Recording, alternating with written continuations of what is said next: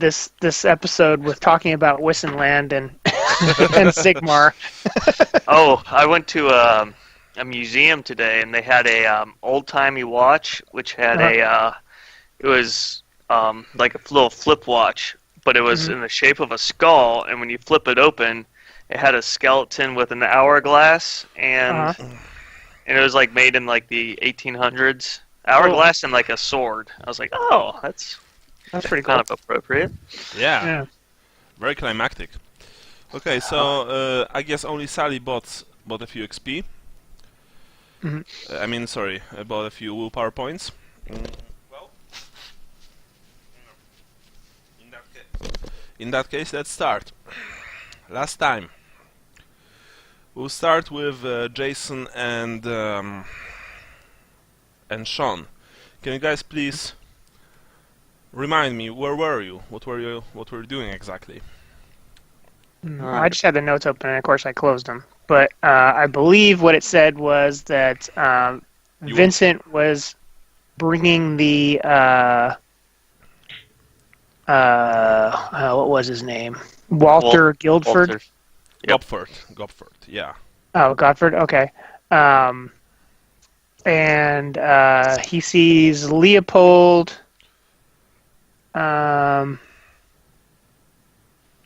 Leopold and Jorn, I believe. Yeah, Leopold and Morn and Silka hiding by the entrance because he sent Silka to go get us, and then we're hiding by the entrance, and Rat Ogre is in the lobby blocking the exit. That's what it says. And two Skaven handlers. Okay. Yeah, I figured they'd be handlers. Okay, for some reason I thought there were two Rat Ogres. No. That's one Rat Ogre and two handlers. All right. Oh, by the way, who's doing notes today? Yeah, who's doing notes today? That's a good idea. I finished my third. Right. So which one of you guys want to grab notes? Brian or Sean? Really doesn't matter to me either way. Okay, so I guess Sean? Okay, sounds good. Cool, thanks. Sure. Right, so the situation is pretty dire. Yeah, we're split up, right? Like I'm on one side of the lobby with Walter, then and then and on you have Silka and Jorn. Yeah. Jorn. Between you, there's a huge abomination, a rat ogre, a grotesquely muscle creature, sniffing in the air. There are also two Skaven handlers behind him. They carry wicked whips and some form of man catchers. You know what's a man catcher, right? Yes. It's like It's like a snare. Yeah, exactly. It's like a pincer snare.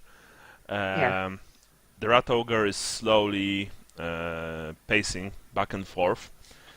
The Skaven are making sure that they are always behind it. But the thing is that the trio is blocking your exit. So now, Vincent, you don't have your medallion. No. Your other medallion, because you gave it to the to Karsta. Yes. Baker's daughter. So you don't really understand what are they chittering about. I have a Walter though. Yeah. Yep, you have a Walter, and he listens intently. He says, "They want to let the beast loose. The beast loose in this. They call it a food storage. Yes, they say it's very very hungry and that it must eat. What are we going to do, sir?" And likewise, Leopold, you understand what are they saying. Okay. The two Skaven, they're chittering and they're like, yes, lose the beast. The beast must eat, kill, be strong, fast. Yes. Very well, says the other one. But make it quick. We don't want to anger the boss. No, we don't. Yes. It's rather obvious that they are going to release the beast upon the inmates of this place. Okay. I want to try to get Leopold's attention with like a low hand signal or something. I think you mentioned that we made eye contact, right? We know Yeah. we're both there. You see each other. Okay, I'm going to point to myself and Walter. Then I'm going to point the way we came, like back into the asylum. Mm-hmm.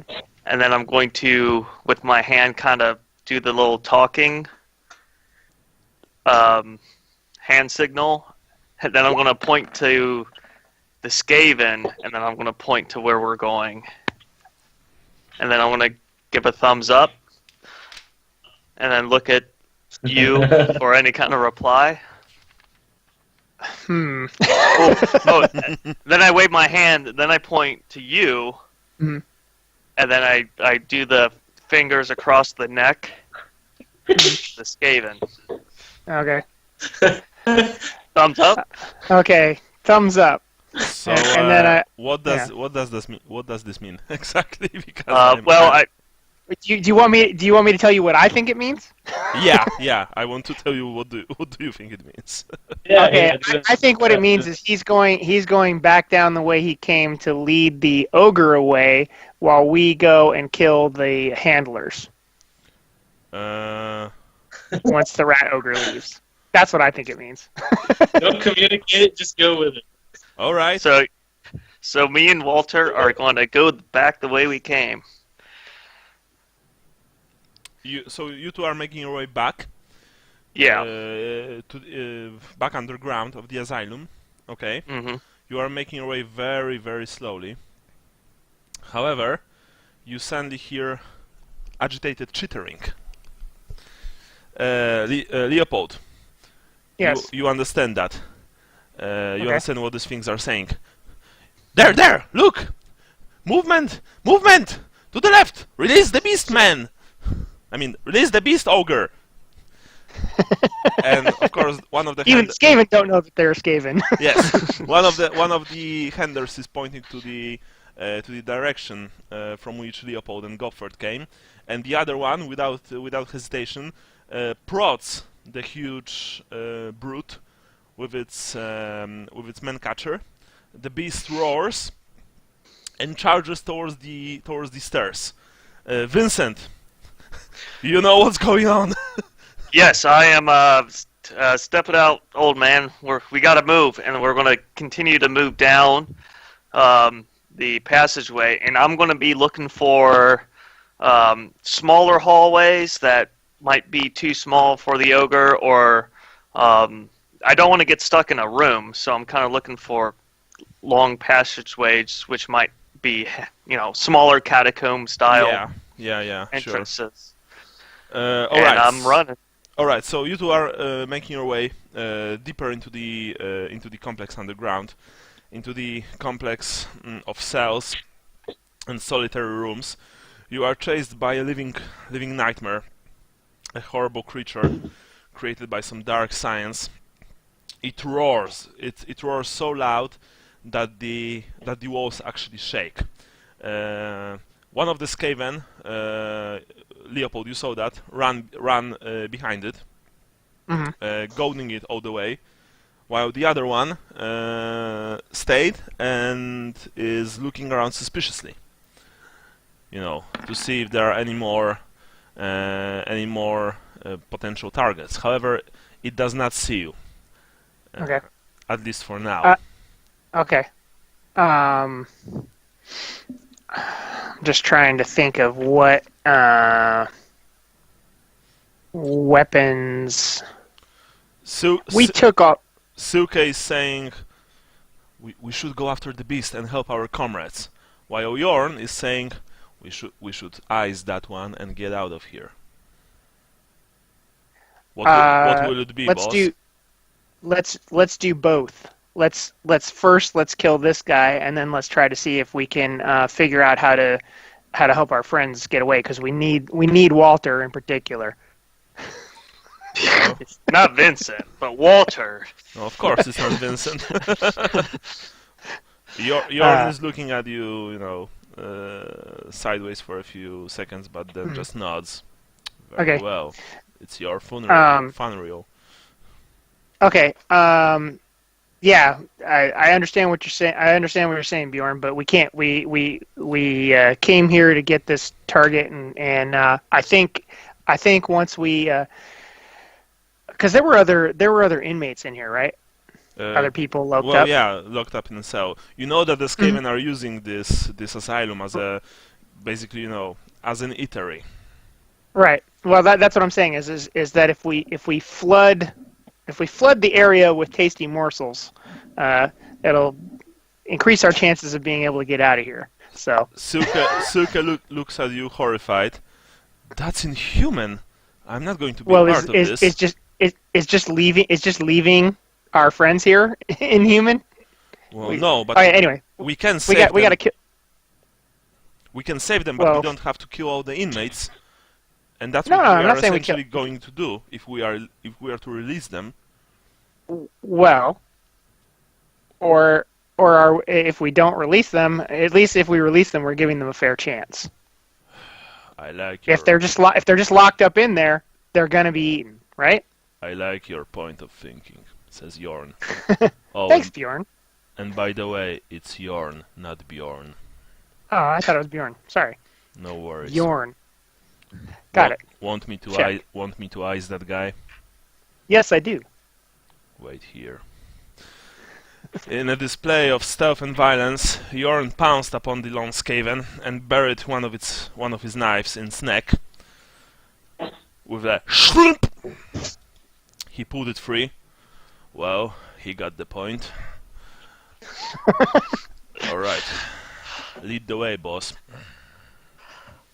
Okay, I think we should follow down the The Rat Ogre, says Silke. yeah. Mm-hmm. Oh, very well. Follow down the path and see if we can start opening up the cells to start letting people out and tell them to make as much noise as possible. Myrmidia, forgive me, she says. Very well. And with that, you've run after the Rat Ogre chasing Vincent and Gopfert. Sally, we'll be doing you now, but just one quick declaration from Vincent. Vincent, you are running with Gopfert. You are chased by this horrible thing, and that's the thing. Rat Ogres are huge, but they are extremely fast. You know that you are not going to outrun it, especially not with an old, with an old weak man in tow. What's your plan? It's not looking good right now. I do realize I'm probably not going to outrun it, and that's not really the plan.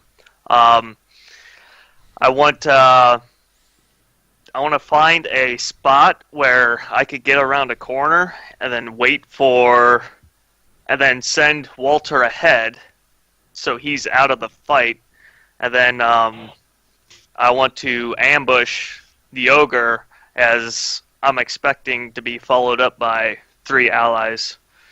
Was my original intention. Very well. All right. Roll for command. Okay. Gopfert is essentially, he's not exactly too keen on running alone further into the asylum. While being chased, of course, by this horrible monstrosity. Yeah. He might have some motivation coming up the hall behind us. All right, that's just fellowship, right? Yeah. All right. I don't think I have anything else.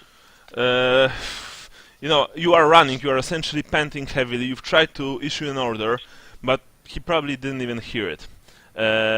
You've traversed one of the corners, all around you are the sounds of madness, moaning, screaming, laughing, giggling, but behind you there's the sound of certain death, a bloodthirsty roar. A few seconds after you've made it past the corner, around the corner, the beast emerges, crashing into the opposite wall, destroying the masonry, and then giving chase. Meanwhile, Sally.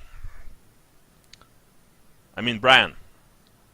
Yeah. Okay. You're making your way towards Schwarzhold Nordgate, towards the elf the elf's workshop. Remind me, it's you, Lucas. I don't know who was with us. I got it Yeah, here. me and Lucas, and there was a third guy. And the elf, I think. Sally, Lucas, yeah, and it looks like just Yavandir, yeah. Yeah. Mhm. So 3 of you. The 3 of you are making your way. From what I remember, you were making your way like around the city, right? I think so. Yeah. So you've Yeah. yeah. So we're on the outside. Yeah, I mean through the earthworks. If you look at the map, Yeah. you are like making a huge half circle around the city. So it took you a while. It took you a pretty while, in fact. At least you haven't you haven't met any Skaven patrols, so that's a plus. But the time is running short. Remember that it's winter, so it's getting dark a little bit earlier than usual. So anyway, you reach the northern part of the city between God's Row and the Ratholz, the Schwarzhold Nordgate district. There are a lot of workshops there, but also a fair few, just ordinary living quarters, so to speak. Now, how do you plan to enter? Are you going like, we don't care if we are seen. After all, you don't carry any obvious weapons with you. Or are you going to sneak your way past in? Both Lucas and Avandil seem to defer to you because, well, you're a halfling and you're good at stealth. But we don't have to sneak at this point if we don't have obvious weapons, right? Well, from what you understood and from what you've managed to gather, the Skaven kill anyone who's carrying even a dagger that they can see. But if not, then they usually just leave them be. Usually. Okay, I don't. I think we could walk in just fine because we don't have any obvious weapons showing. But on the way out, we're definitely going to have to sneak out. Yes, because you're planning to gather a few swords created from a meteorite alloy. Yeah.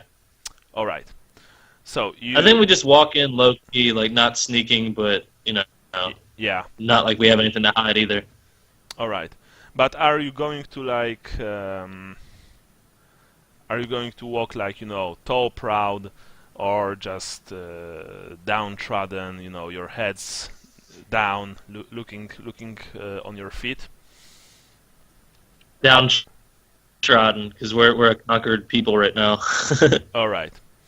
I don't want to piss any Skaven off that see me. I just want to kind of look like I'm falling in line. Very well. So you're entering the city from the north, or rather, from northwest, so to speak. You're making your way through the streets of the occupied Talabheim. There are a few other people on the streets, but they look just as miserable and defeated as you pretending to be. There are also Skaven patrols. The standard 5 to 6 men patrol of brown furred Skaven in light armor, carrying spears and wicked swords. They are commanded by a single pistol-wielding ratman who's always on the back of the patrol. You saw while on your way to Avandil's forge that one such patrol stopped a couple of people and began to frisk them. when it was clear that these people didn't have anything of value, the Skaven began to beat them. And finally, the bloodied couple has been urinated upon by the leader, making them his property, essentially. Even a few meters away, you could smell the horrible stench of rat urine. It was truly disgusting. So, now what I want you to do, Brian, is to roll 2 sneak rolls, essentially.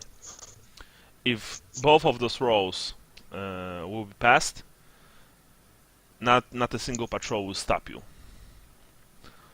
I can't pull up my character sheet or anything. What happened there? What? Like, I'm in 20, but it's just showing a map and you guys' names. I don't have the sidebar.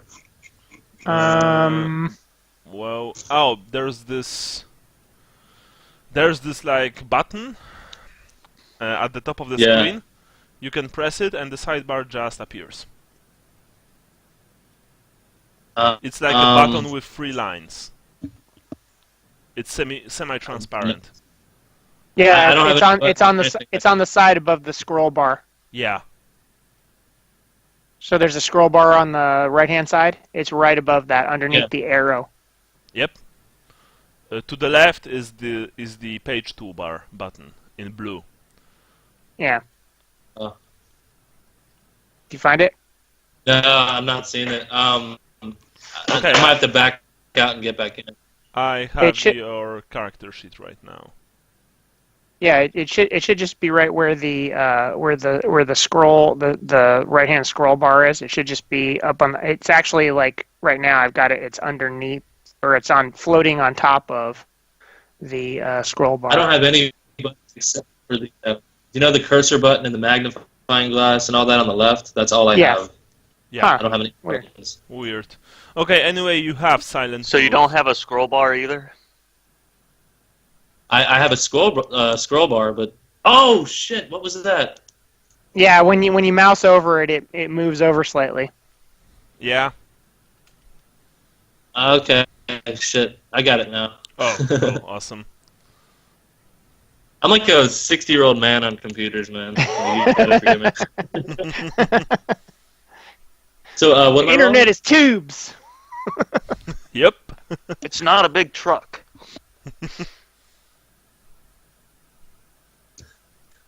What rolls was I making again? Sorry. Stealth. Stealth.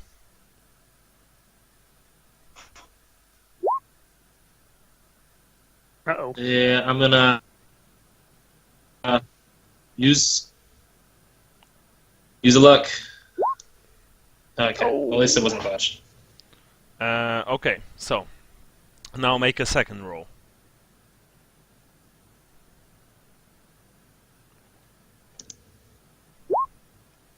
Nice.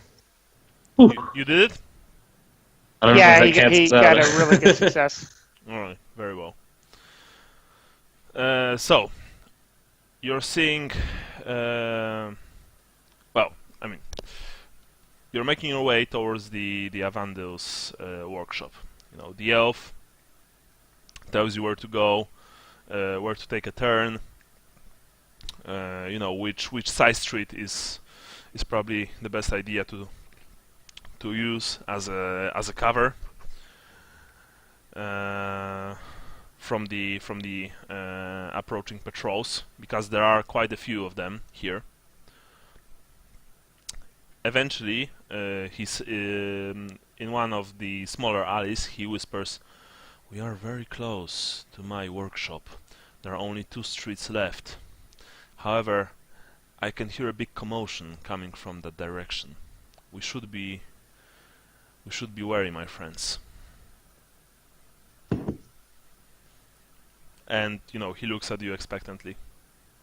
Yeah, what's our cover if we get caught? Well, if we get caught and they will check us, there is no cover. We have weapons on us. They will most certainly kill us if they search So us. basically, if we get caught, we let them get in close, and we attack, or we get caught, we run. He looks at Lucas. He looks at you. Well, it's up to you, friend. I mean, I don't fancy that we have huge chances against the 6 rat patrol. No, not 6. All right. But it's probably best to agree on a course of action right now. So if dirt hits the leaves, then we won't be surprised. And if it's 6 rats, we run. If it's 3, like us, then we'll take our chances getting in close. Very well.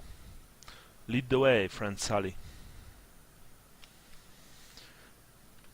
So, Brian, you move, or you just wait? Oh yeah, I keep moving carefully. All right. I'm gonna listen for a patrol. So you're moving carefully towards the destination. You eventually had to get on one of the bigger streets, leading to Avandil's workshop.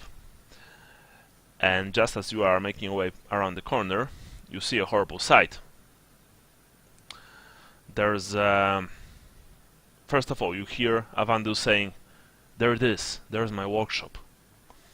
And indeed, you see a small but very nicely built house, which, well, it has been damaged during the battle. There are, flame, scorch marks. The one of the corners has been completely destroyed and is now just a pile of rubble, but it still stands. However, right next to this workshop, to the left of it, there are other buildings, living and otherwise.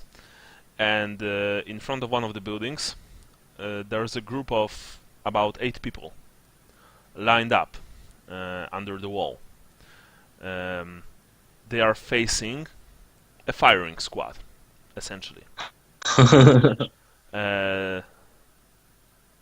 There are 8 Skaven. 2 of them are, 4 of them have been, divided into weapon teams. There are 2 weapon teams, each made of 2 Skaven. One of them is holding a strange multi-barreled firearm, and the other is carrying a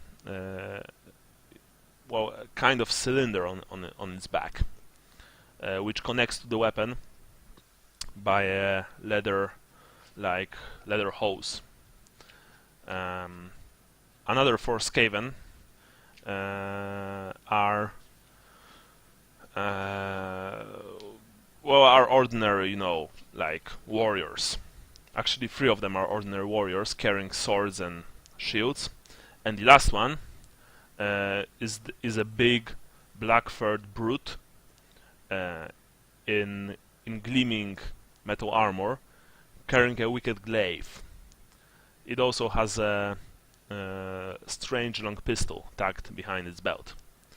The people, lined under the wall are ordinary citizens of Talabheim. Men, women. There is even a child, a girl of about 12 years old. They are, of course, all terrified. Some of them even soiled themselves. You know what will happen in a few, probably in a few seconds. The Blackford Skaven points its glaive at the line of humans and speaks in its chittering voice. But you have your amulet, so you understand what it says. "Menthings, you've been caught stealing food. Death penalty awaits you. Yes, yes.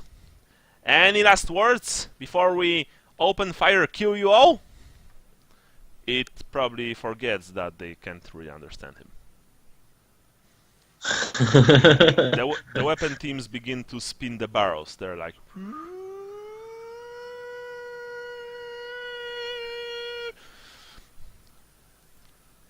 Well...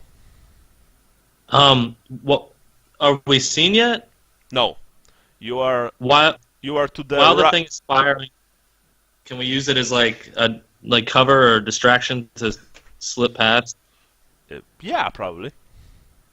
Okay, yeah. I'm hold still until it starts firing, and then use that as they'll be too focused on shooting to see us sneaking around to the right. All right. Sure. So you are essentially waiting for the rats to open fire. All right. Yeah, we can't save those people. I mean, there's nothing we can do. Well, Avandil and Lucas look at you expectantly, but say nothing. As can I put my hand up? Like, wait until it fires. Like, you guess that don't Lucas, is too much of a survivalist to care, and Avandil is, well, he's an elf, so his mind is completely alien to you. You know that in just a few heartbeats, this man will essentially die. You see a woman of about 40 years old, hugging her husband or maybe brother for last time. You see some old Talabheimer shouting, "Do your worst, you rat bastards!" The little girl is just sobbing and clutching her doll.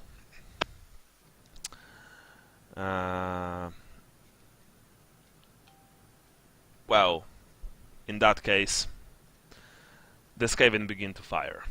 It's horrible. The people die in a hail of lead. The walls are splashed with their blood. The screams are cut abruptly. You use them to make your way towards the workshop. Sally, two things. Brian, roll for willpower, and I will roll for Andy. God damn it.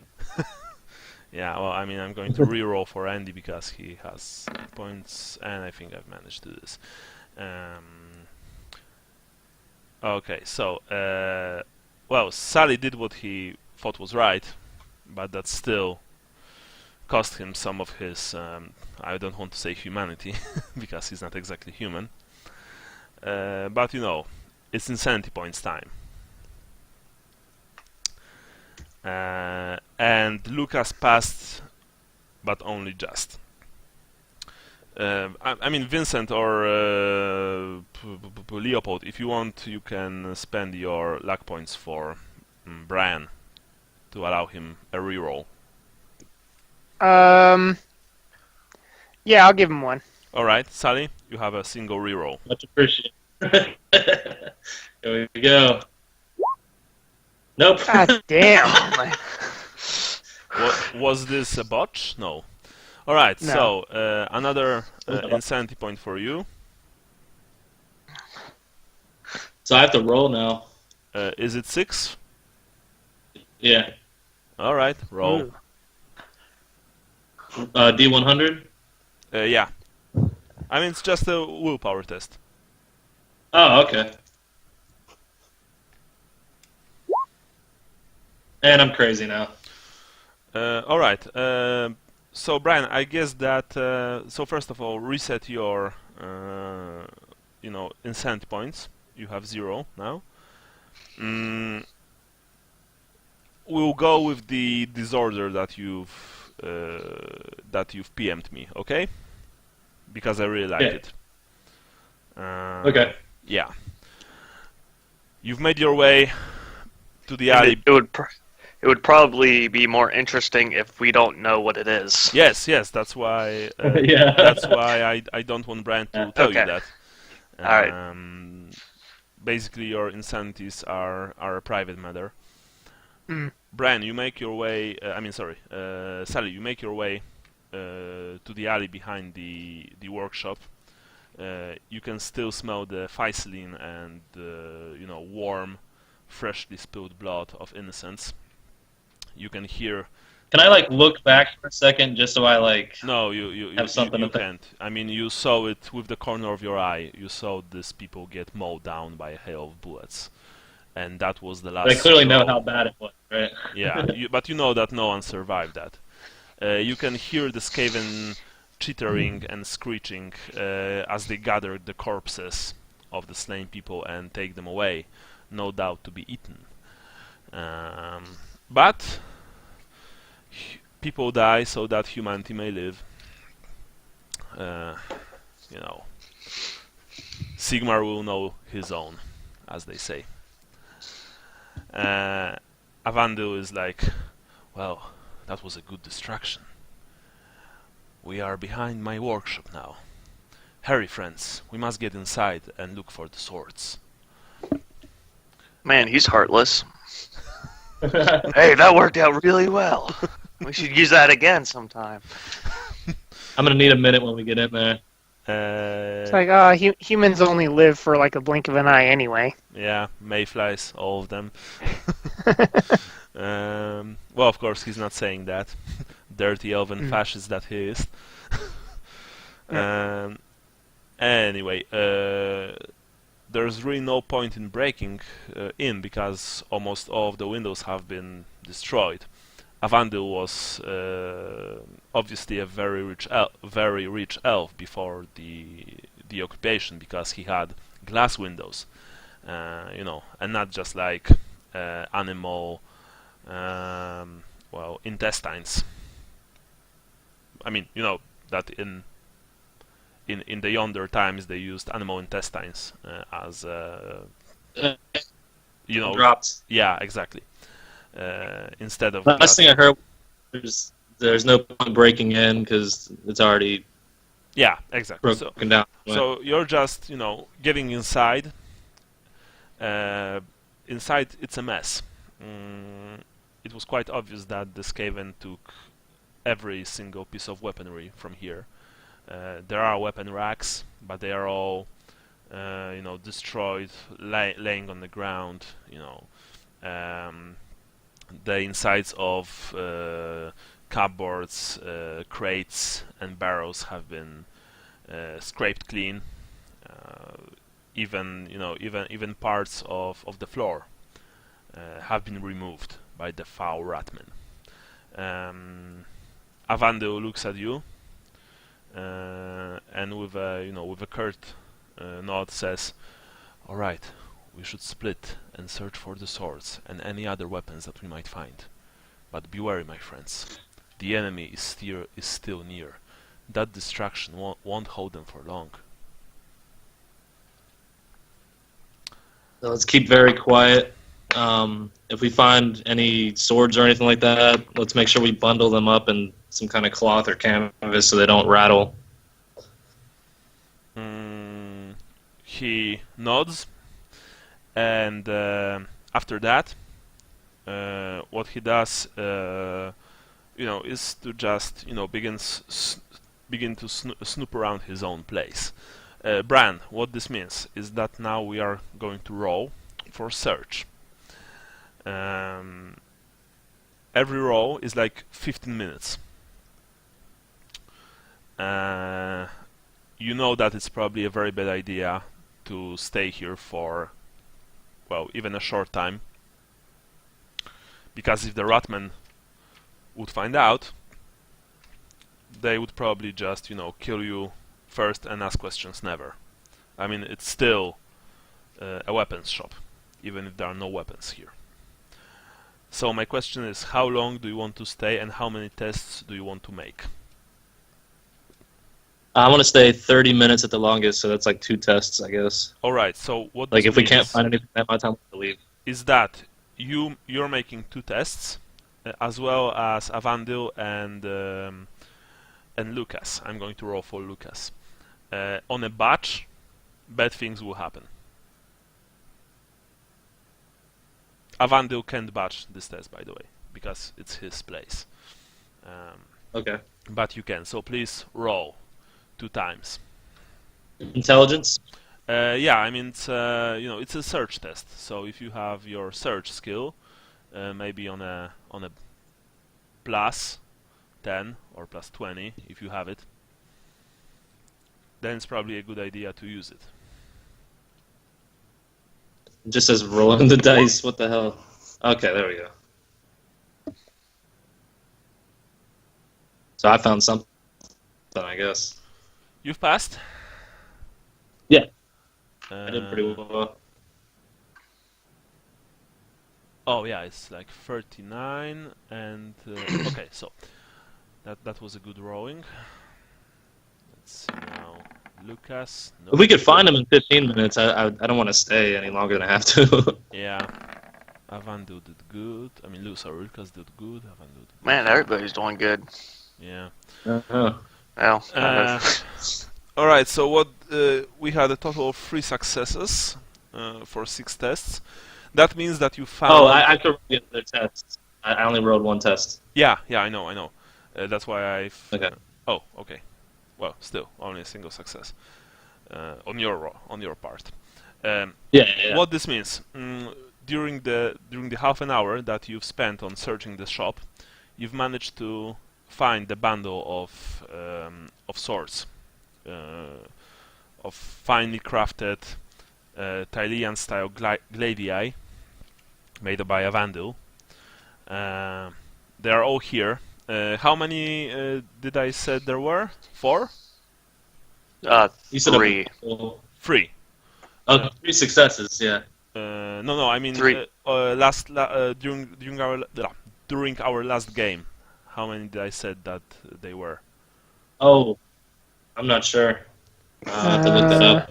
Yeah, someone please check with the notes. I'm going to take a. I'm pretty sure minute break. it was 3. Okay. All right, I'll be back in a second. Okay.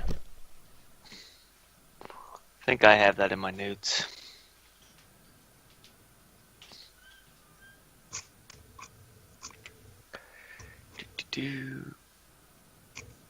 Oh, might those be in the names. might be in the location information. Yeah, Yeah, I'm just looking. 3 swords at Nordgate.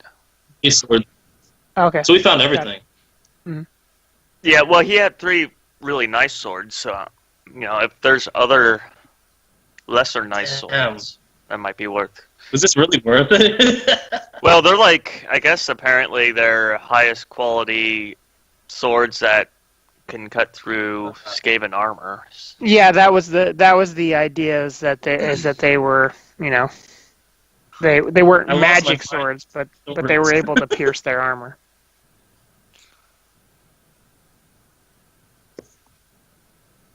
I'm officially crazy now over 3 swords.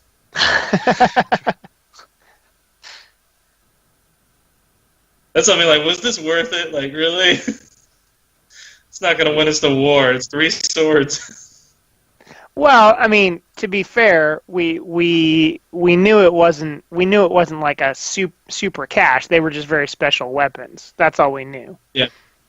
So, at the time, it seemed like a good bet, but yeah, I personally wasn't paying attention to how many insanity points you had. I remember Lucas said, "We have to get those weapons." I'm like, "Yeah, let's get the weapons." How many weapons are we getting? I don't even know. 3 swords. I'm like, ah! Well, I think also the other reason was because Lucas definitely did not want to go to the insane asylum. Yeah. Yeah, it sounds like you guys might have it rougher at the moment. Well, only if we get killed.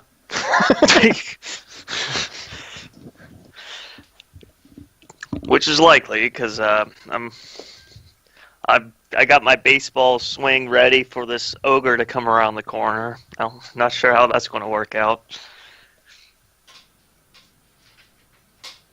Hopefully he'll give me an attack of opportunity, because that's the intention.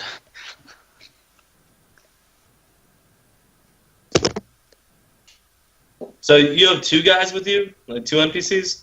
Yeah, so our group is 4 strong, and it's 1 regular Skaven and 1 Rat Ogre. So, And you have the knife, the murdering guy with you, right? yeah. Who's the other NPC? The knight, the scout knight, Silka.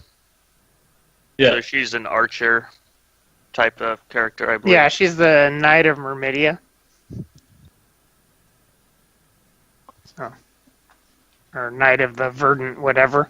Yeah, bird and shield flower thing.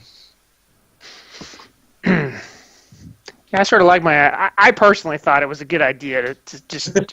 I mean, you know, of course, the people will get eaten, but I thought it was a good idea to let people out and just create a bunch of noise to distract the Rat Ogre.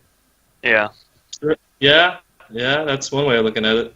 I mean, yeah, it's a little harsh, but I mean, these are, you know, tough times call for tough measures, man. You have to be careful, make sure they don't jump you when you open the gate.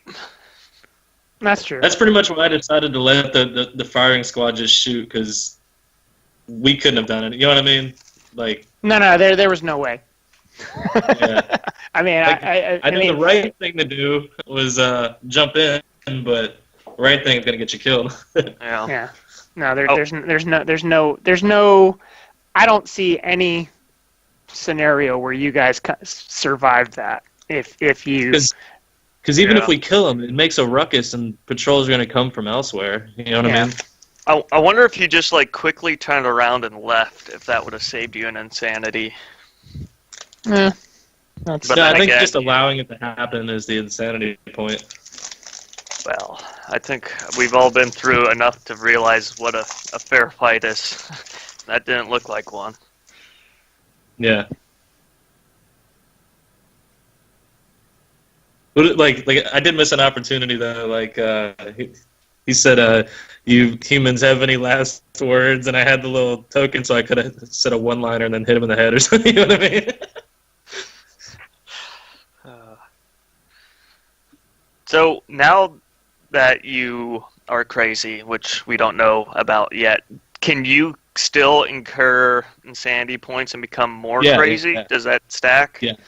Okay. yeah, it sounded like you Just reset reset. to 0 and then you count up to 6 again.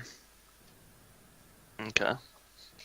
I mean, the mental illness isn't it like he's not crazy. I guess it's the next logical step for somebody like that. I guess you know what I mean. Mm-hmm. So he's like definitely psychopath by like normal perspectives. You know what I mean? Oh. But yeah, something broke Yep. in his head. I guess. Yeah, I well, don't this know how is it works the in old this world, so Yeah. just don't hit me And, with a burning flail. In Cthulhu, you'd like roll for, you know, kind of phobias.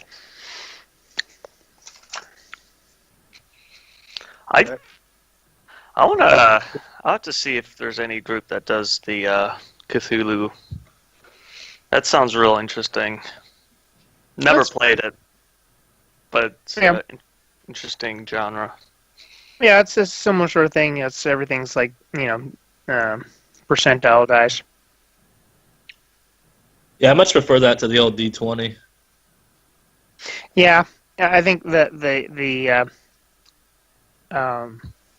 D20. I mean, also as a system, it just got kind of weird because like I haven't played any of the newer D&Ds. You know, I played, you know, way back when Advanced Dungeons and Dragons was new.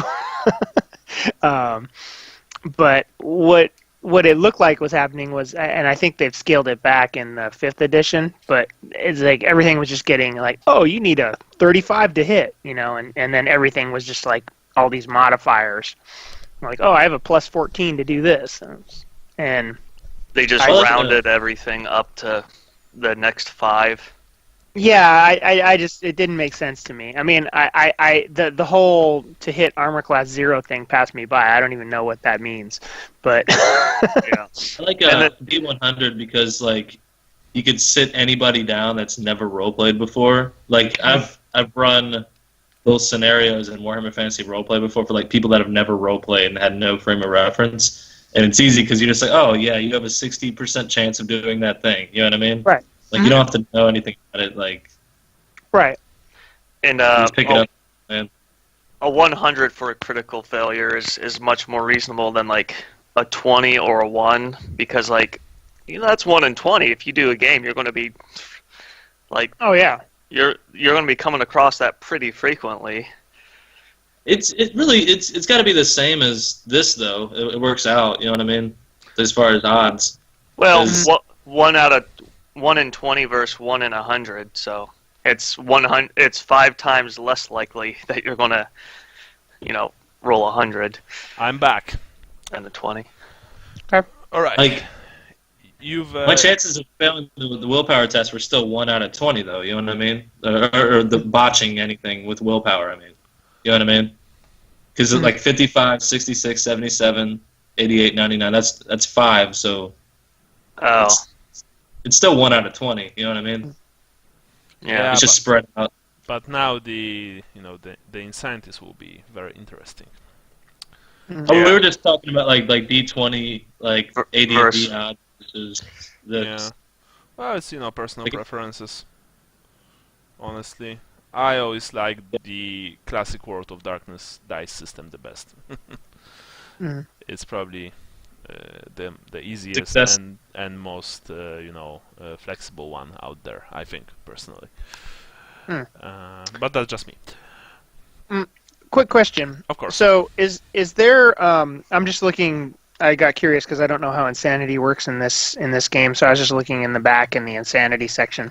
So is there like another tome that expands on that, or No. or some kind of? You have that's it? you have 2 insanity sections, one in the rulebook, and there are more incentives in the Tome of Corruption. Oh, But- tome of corruption. Okay. Yeah, they've added a few really nasty ones there, but other than that, there's no official like tome or supplement detailing the incentives. Okay. Yeah. By the way, Sally got a custom one.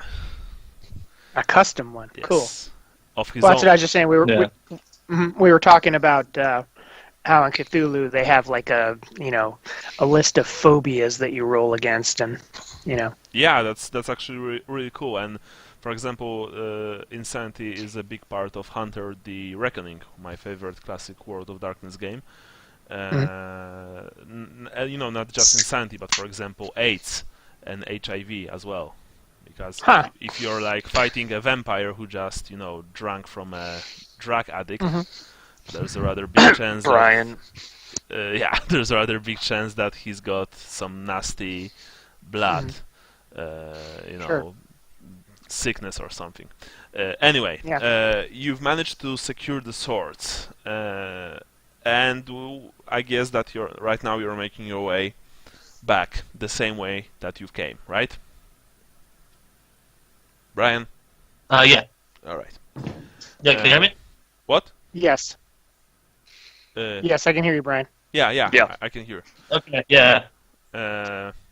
Of course, that still means that you need to evade a few patrols here and there before you reach the northern part of the city and make your way outside. But it shouldn't be too difficult, so let's just say that you need to only roll once. I'm rolling agility again. Yeah. Yeah, silent move. Nice. Yeah. And you've managed to avoid any and all dangers on your way outside the northern border of Talabheim. Meanwhile, in the insane asylum, the chase continues. Yeah, I'm hoping, since I'm around the corner ready to strike, would I be able to get an attack of opportunity on whatever comes around the corner? If you manage to surprise him, yes. Gopfert, he ran further ahead of you. He didn't even saw you stopping and preparing to strike the abomination, with a surprise attack. You are waiting behind the corner. You can hear the beast the beast coming, towards you. The floor shakes with its every step. The horrible creature roars its blood rage. Meanwhile, Leopold, you, Jorn, and Silke are making your way through the corridors, opening the doors to the cells. To your horror, some of them were already opened and contained, a grisly view inside, bodies torn open, bones picked clean by the horrible ratmen, some kind of insane scratchings and paintings on the walls, made by this poor demented people. It's really horrible. You are opening a cell after cell and releasing their occupants, who are of course escaping, giggling maniacally. Some of them are trying to embrace you and they are coming, and then they run away. Others don't want to leave their cells. Others are like huddle in the corner and sob or wet themselves, with some real or imagined fear. A few even attacked you, but you've managed to subdue them or just knock them out cold without any problems. You can hear the beast further in the dark maze of this place. Silke looks at you and says, "We can't stay here. Every minute that this thing roars, it can bring more of its kind into the asylum. We need to make a choice. Either help Vincent or," and she looks at Jorn, "do as he said. Make our way outside." I think we need to help Vincent. We need to get this guy if we want to have a chance of understanding the Skaven and how we're supposed to defeat them. Very well. Let's make our way. Besides, yes, we've got to do this because we could die at any time. Whatever that means. But very well. Lead the way. Onward and upward. Yes. Jorn says with a smile under his nose, "For the Emperor." In the name of Sigmar. Yes. Sigmar Vult. So you're making your way towards the sounds of oncoming battle because Vincent had engaged the enemy. Vincent, you're trying to hit the beast with a surprise attack. So I need you to do the following thing. A very easy, basically concealment test. Okay. If you don't have concealment, then you roll half your agility plus 20%. Okay, I do not. So, okay.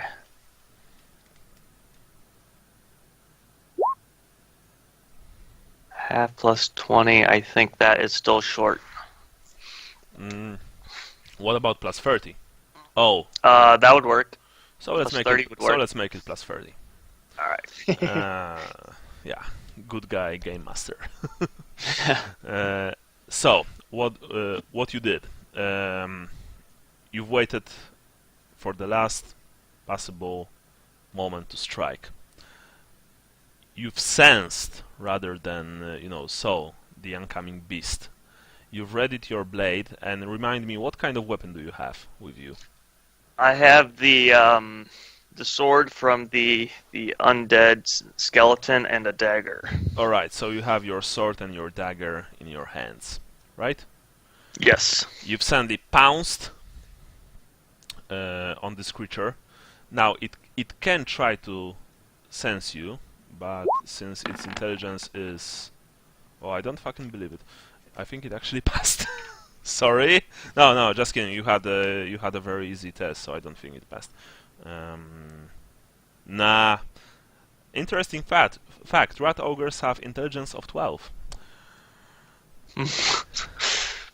So, anyway, you've managed to jump around the corner and plunge your blade right towards the creature's horrible hide. So just, roll for damage. First roll where you manage to hit the thing. Alright, so that's just a D100. D100, and you don't switch the roll this time. So, Alright. Just roll and let's see. So it's... Body shot, I think. Yeah, torso. Now, roll the damage. Okay, that's just a... D10 plus your strength. Alright. Yeah. Okay, so 2 plus 3, so 5. 5. Alright. You've jumped around the corner. You've plunged your blade towards this horrible thing. The tip of the sword... I got strike mighty blow, so it'd be 6. Alright. The tip of the blade, once wielded by a famous Talabheimer, Christoph Baumer, only managed to graze this thing's ribs. It roared, not because of pain, but because of surprise and anger. It looms above you, horrible creature, full of hate and malice. Behind its grotesque form, you can see the smaller form of the Skaven handler, who's chittering with excitement and pointing at you. You don't know what this thing is saying, but you can guess that it's something like kill, kill, kill, tore, tore, tore, to shreds, shreds, shreds. Something like that. So now we are rolling initiative.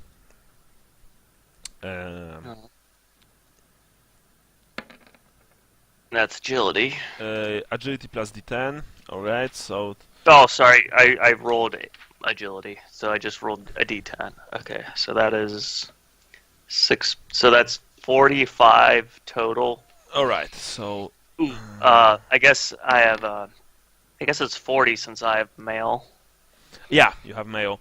Alright, so essentially it's the handler, you, and Rat Ogre. Okay. The handler prods the beast while pointing at you and screeching with excitement. The Rat Ogre looks with a dumb expression down on you. It's still not sure how such a tiny creature managed to cause it, well, only a small amount, but still some amount of pain. And now it's you. Right, sorry, Sean, roll D4. Okay. I'm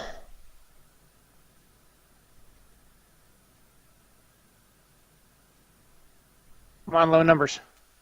Ah, shit. Okay. You managed to catch up with them in 3 turns. Yep. All right. Ugh. Sorry. Yeah, you are making your way as fast as possible, running through the corridors, but even with all your speed, they've still managed to to acquire quite some distance between you and themselves. So, Vincent, your call. All right, I'm going to do a swift attack against the ogre. All right, cool. So it's just the ogre is still surprised. Okay. So it can't parry nor dodge. Okay. So it's a 2 attack. So weapon skill. Yeah, it's a good idea to actually reroll this. On a crap on a cracker. Luck. Ugh. Okay. Well, that's my At least first. it's not attack. a botch. Yeah, you've struck the Rat Ogre with your blade, and you've struck it at such an angle that you've nearly broken it. At the last possible moment, you managed to reverse the blow, but unfortunately, the edge slid harmlessly from this thing's obscene muscles. Now, second attack. Second attack. That's a miss. No. The second attack also managed to, didn't manage to pierce the creature's skin.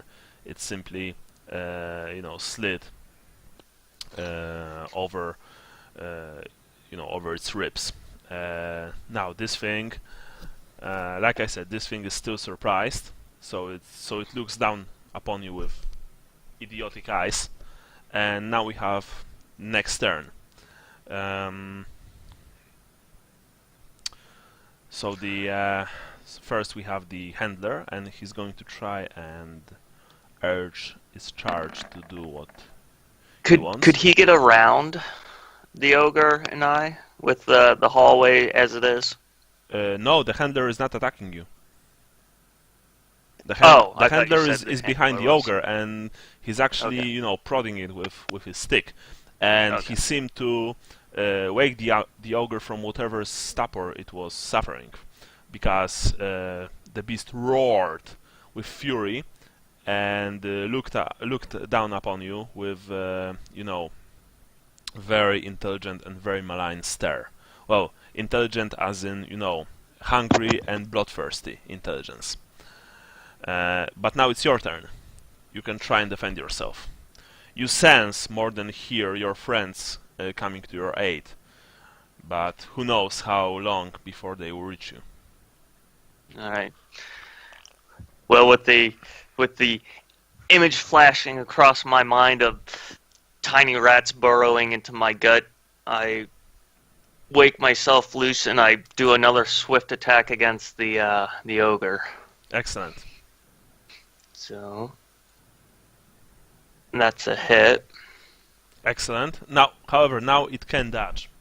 So okay. It will try and dodge this hit, but it failed.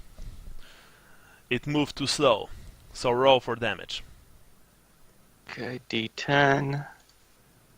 Nice. 8 plus 3 plus 1, so 12 total. Alright. This time you've managed to open a huge gash upon its torso. Foul blood, more like ichor, sprayed everywhere. It stings horribly. This thing roared with pain, but it's only the first of your attacks. Now it's time for a second one. My blade will feast on your gut, you foul beast. Alright. And it's a hit. Yeah. Now I have plus 5, so that would be a 50 and a 35. So yeah. Was it a minus 10 for the second? Yes, but you've managed to do it because you have plus 5 from the sword. Yeah. Yep. The second hit connected with the creature's leg. Roll for damage. Oh. However, the second hit, it looks like it's your gut that's getting feasted on. The second hit, however, was not so lucky. How many damage it was? 5 total. 5 total. Okay, so it only managed to, graze the skin. The Rat Ogre lifts its horrible claws and begins to pummel you with them. Okay. First attack cracked the stone floor to your right. You were lucky. The second attack, you've ducked. The claws essentially tearing a huge chunk of masonry from the insane asylum's wall. Alright, how many turns until you reach the Vincent Leopold? Well, it was a total of 3. So has that been 1 turn only or 2? 2, I think. Okay, so then 1 more turn. Yeah. So the handler squeaks with agitation and urges its charge to do horrible things to you. Let's see.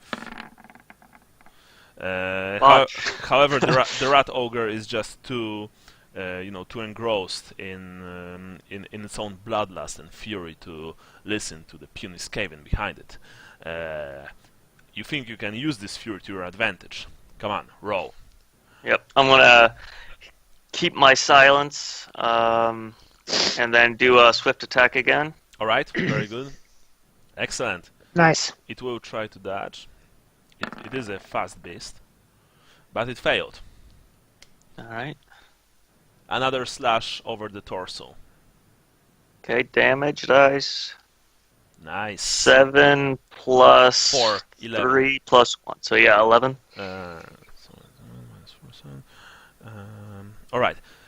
This time, you've managed to cut the thing deep, and low. And as you've pulled the blade free, some of the intestines of this creature came free with the blade. But this thing is so intent on killing you and so crazy from the bloodlust, it didn't even appear to notice this. But there's the second attack. My blade is feasting on its flesh. I want to roll for luck. Hey. Alright, so that's all my luck.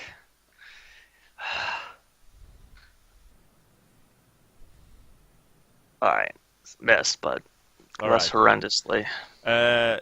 This time your blade connected with the thing's claws, and this thing has such a horrible strength behind its in its arms that it nearly tore your sword from your hand.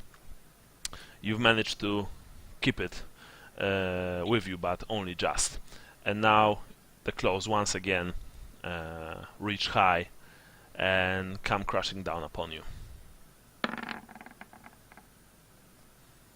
And yeah, so the first connect and the second. The first blow missed you by a fair margin. However, the second one did hit you, right square in the torso. Are you dodging or parrying?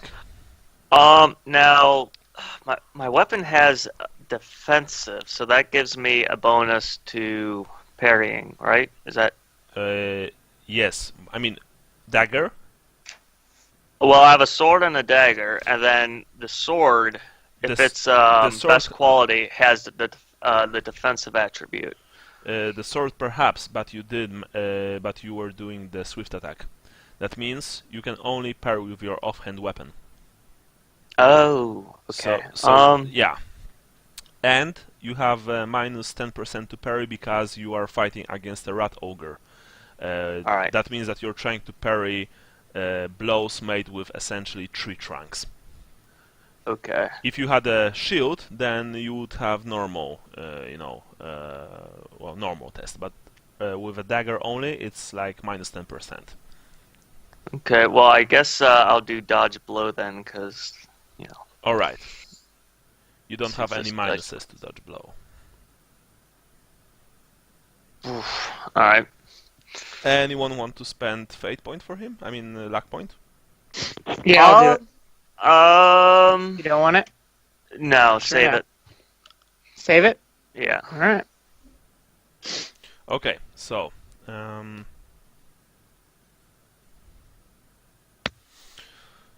let's see how the blow connected.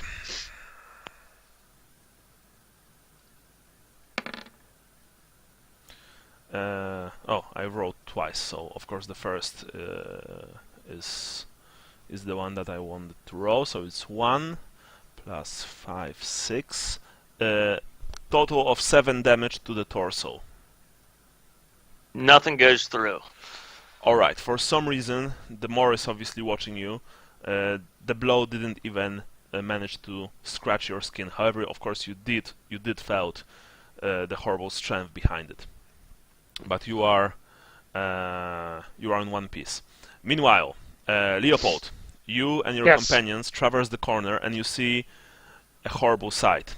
A huge Rat Ogre is fighting with Vincent, while a scrawny looking Skaven with a whip and a man-catcher is, urging this thing to essentially kill your comrade. You can understand what this monster is saying. Kill the pathetic man thing. Yes, kill. Okay, I say, if I have a chance to say anything, I say, Yorn, kill the handler.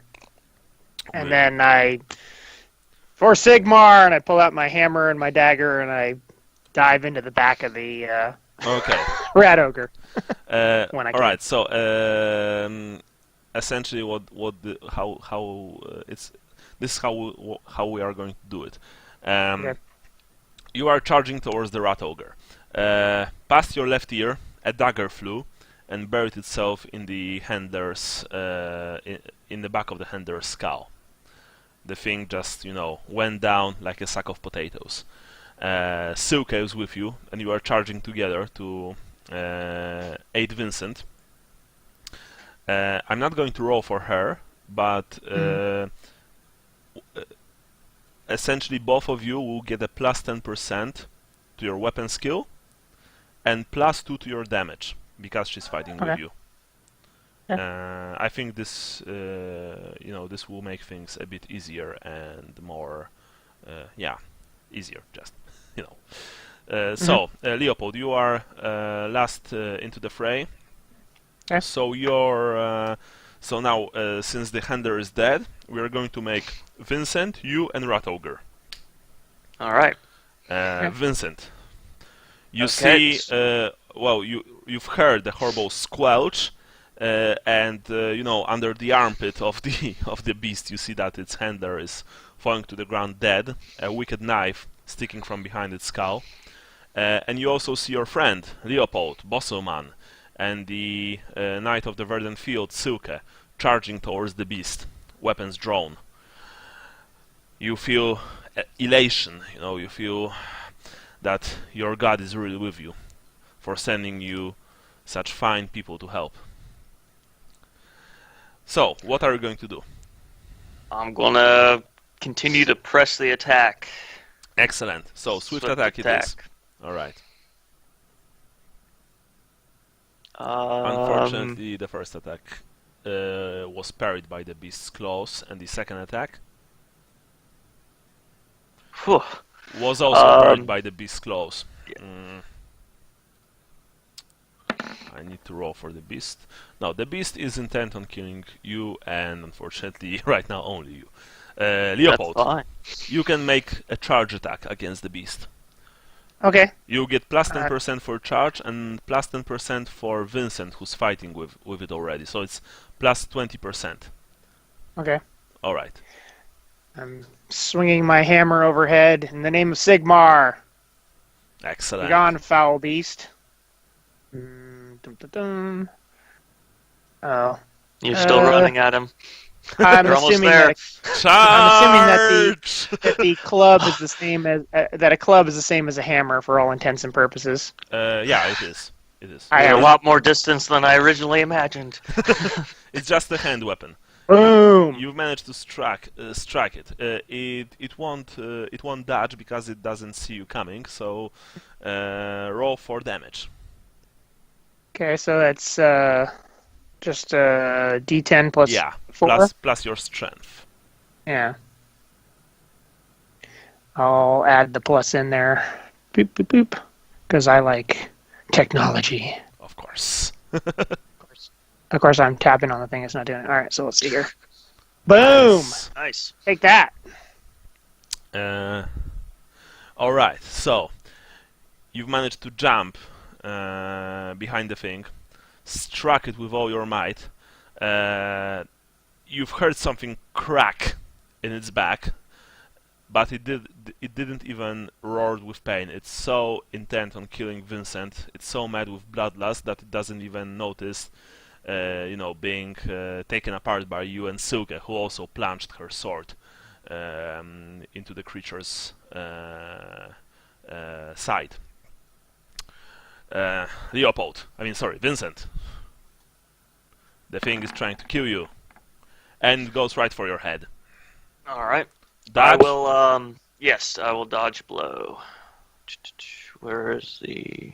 There it is. Huzzah! You've managed to dodge this blow just in time. The Rat Ogre swings again, but this time it misses completely. Now it's your turn. You three are cornering the beast. Surrounding the beast, and just hacking away at it. Come on. All right. Swift attack. Great. Hits. It will try to dodge. It didn't manage to dodge. Roll. Damage. Haha. Roll for weapon skill, basic weapon skill, without the sword Okay. giving you +5. So just basic. Oh, missed. All right, so that's 14 total then. 14 total. Excellent. You've sidestepped to the left, and as the beast bent down to bite off your head, you've raised your sword, letting your dagger free, and with one single chop, decapitated it. The Rat Ogre's head rolled on the ground. The body fell with a thunderous whoom! Blood, particles of blood, and specks of dust rose in the air. The fight is over. You've won. Nice. All right. Yeah. Goddamn epic. Good thing you guys came when you did. I see you understood the message. Well, More or less. So where's Walter? Kind of looking around. Walter is like, peeking from around the corner. Oh, is it safe? Yes, at least for now. We should we should get out of here. There may be more of them coming. Yes, we should get out. Yes. Where's the other handler?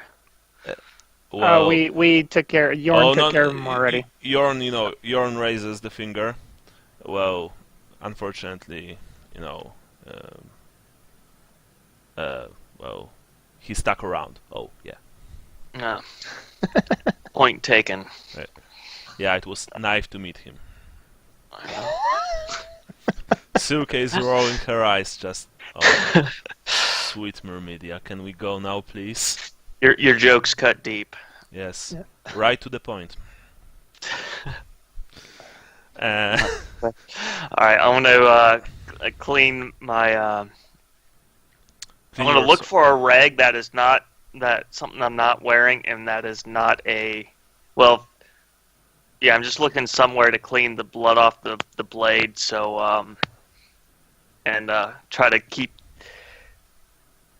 any scent of rat skaven off of me at this point. Well, it's rather hard to find something like that in here because it's an insane asylum. You could probably check a few of the cells for some rags, but you don't really know if it's a good idea since sanitary conditions in here are worse than horrible. Well, now I'm gonna wipe whatever blood is on the blade on the Rat Ogre. The rats, yeah. Yeah. Then still keeping it out. All right.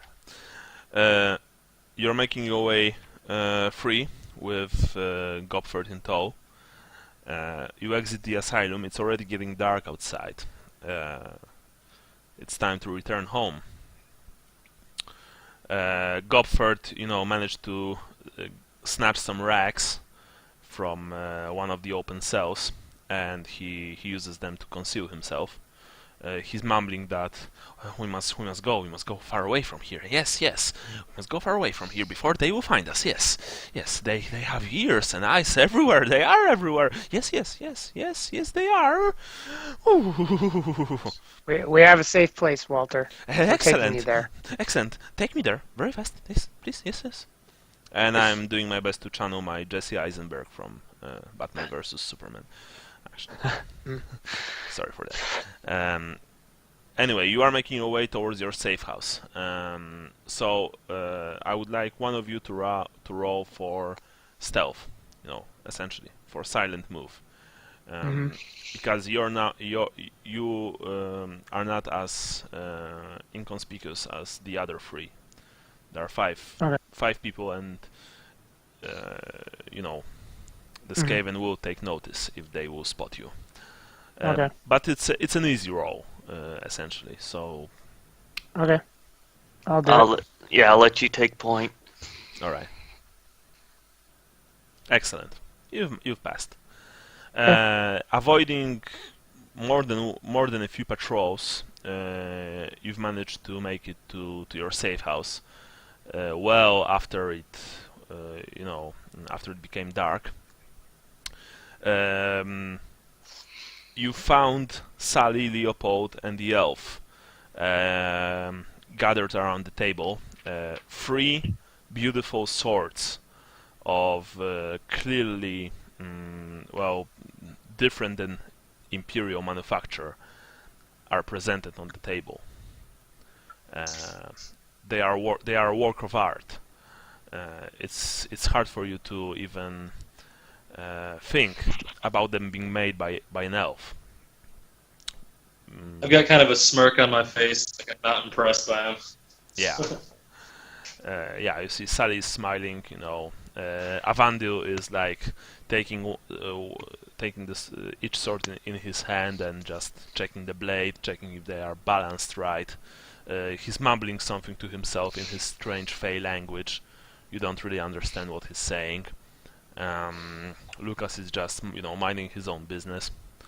And you see that your friends returned, Sally, and there's well, you don't really think that he's old, but the man that they brought with him has obviously seen a lot in his life. His eyes are darting to the sides. He's playing with his fingers nervously. He's all nervous, in fact. He looks at each of you and just, nods shortly and, abruptly. So, please. All right, so hopefully these swords are worth the effort you guys put into getting it. Did you run into any trouble? Yeah, I'd say so. Yeah, well, it looks like Rather you're all not discuss it. I want to look at one of the swords. Well, like I've said, they are incredibly well made. Straight, double-edged, triangular blades. They're essentially Roman gladiator swords, but made with a couple of imperial iconography ornaments, like the imperial cross, and each of them also has a symbol of the hammer inscribed in the pommel. When you took one in your hands, the sword is very, very, very light, and it also fits very well. Avandil, nods. Yes, my finest work to date. Even in Lolorlorn, I did not make such fine weapons as this. But then again, I did not have access to meteorite alloy. So I want to ask you, Vander, since swords is your craft, what are your opinions of this? And I'm gonna pull out my sword and kind of hold it to him to give it to him to inspect the craftsmanship. He takes the sword, frowns a bit while looking at it. It's Eastern, made in the lands far to the east, Kafai, maybe even Nippon. I saw a few warriors in my life who used such weapons. Warriors who came with caravans, traveling along the Silk Road. Beautiful, beautiful blade, but it's more than obvious to me that it has some dark and sinister purpose. I would be very careful if I were you while using this sword. I'm not sure it's dangerous per se, but it might attract attention. It would Very probably well. be a good idea for you, if we all get out of this alive, to search for a gold magister and ask him to check this sword more thoroughly. I know that they have ways of learning of weapons history. mystical ways. I may do that. Very well. But until then, I want to take the sword back and sheathe it. Yeah. Well, it fits you. You actually feel pretty good while using it. So, Avandu and Lucas look at Gopfert with interest. Lucas asks, "He's the man?" Yeah. Seems to be the right one. If Otto is here, we may want to see if he can check him out, make sure he's healthy and well, maybe not all there, but sane enough to give us good information. Good enough for me. Alright, so what now? Well, we should report back to the general at some point. Yeah, I'm wondering if we we'll talk to Walter, see what information he has, but we may want to deliver him with the message to get him out of the city, depending on what he has to say. Well, I think in general, because since he wants to get out and all that stuff, and if we can get I don't know if we can get pertinent information out of him, that directly relates to what we're doing, but maybe he'll be helpful to the general and them overall. I think we should keep him, says Jorn. He can do us more good than them. Okay. I mean, they didn't even send any men here. It's all us fighting against the rats. So what? He's going to tell them what to expect and what not to expect, but this won't help us in any way. I agree with the assassin, says Silke. This man will be more use to the resistance than to the military. Okay, point taken. Thank you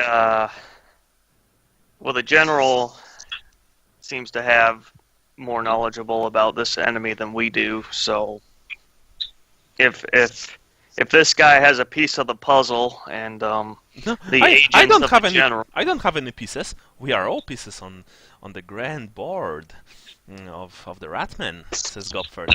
Yes, we are. So, do you have a trade, Godford? Well, I used to be an academic sort of fellow, you could say. But then I got caught. The Ratmen took me to their underground lair, and they've kept me there for a long time. Oh yes, very long time indeed. And what were you? I don't understand you, Brian. You broke up. What were you studying before they caught you? I've really forgotten. It was some time ago. Was I studying anything? I don't know. Maybe. Or maybe not. Anyway, after they took me in, I've been studying them. I've learned their language, I've learned their customs. I even saw their cities. Cities underground. Cities under our cities, They have a city under each of our city. Oh yes, that's true. There are Maybe this guy is crazy. There are millions of them, and if they were to unite, nothing would stop them. However, you see, that's the best thing. They can't unite. They have this pathological need to backstab each other. So even when one of them, scores a success, the other try to undermine him. Oh yes, that's why the world hasn't been conquered yet. Well, not yet, but maybe soon. Who knows? I don't. Yeah, so. And why were they so interested with you to not just turn you into food? Well, they didn't knew that I was hiding from them in the asylum, you know. But I'm running from them for, well, I think for a better part of my life, actually. Yeah, I think so. Yes, yes.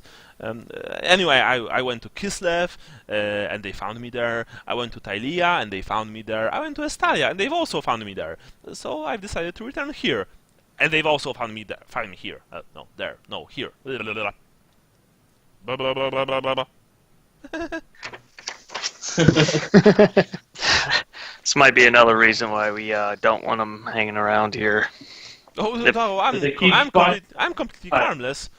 You know, I've just so underground places. You know, old dwarven roads, deep caverns filled with hundreds of thousands of intelligent vermin. So Walter, do you know the different groups that are here in Talabheim right now? Of course. What do you want to know? What are the two groups and who is in power right now? Well, you see, the main brain, so to speak, behind the invasion is a Grey Seer. You know what a Grey Seer is? No, please tell me. It's a wizard. The Grey Seers are the leadership caste of the Skaven. They are marked by their white or grey fur, and they also have horns. Some of my Tylian colleagues speculated that these horns give them magical powers. You know, that they're like conducts for etheric energies. Anyway, the Grey Seers are the most clever, cunning, and dangerous of all the Skaven kind, and they are leaders. Yes, they are leaders, natural leaders. They are more than that. They are prophets. They are prophets of their god, the great horned rat. Yes. So the Skaven in charge here is, from what I understood, Asorak Steeleye. I've actually heard of him before when I was in captivity. Seems that he even knew Old Funkwall. Fancy that. Asarak. I thought Asarak was an engineer. No, Skaven. that's Ekmorcast. He's an associate of Asorak. He's the leader of Clan Scryer, the engineering clan. You see, Skaven society is built upon clans. There are 5 main clans. There's Clan Scryer, the currently most powerful clan of all. Engineers, thinkers, mad scientists, you name it, they do it. There's Clan Molder. They're behind, among other things, the cute little rat ogres that you've met in the asylum, essentially creating new life. You know, splicing humans with animals, adding a touch of warpstone here and there. You know, just for funs and tickles. Hold that thought. I'm going to get out the writing kit and start jotting some of this stuff down for the next report. All right, continue. Of course. Then there's Clan Pestilence. They are, in case you haven't, figured it out, really deep into poisons. Poisons, plagues. All sorts of nasty virological stuff.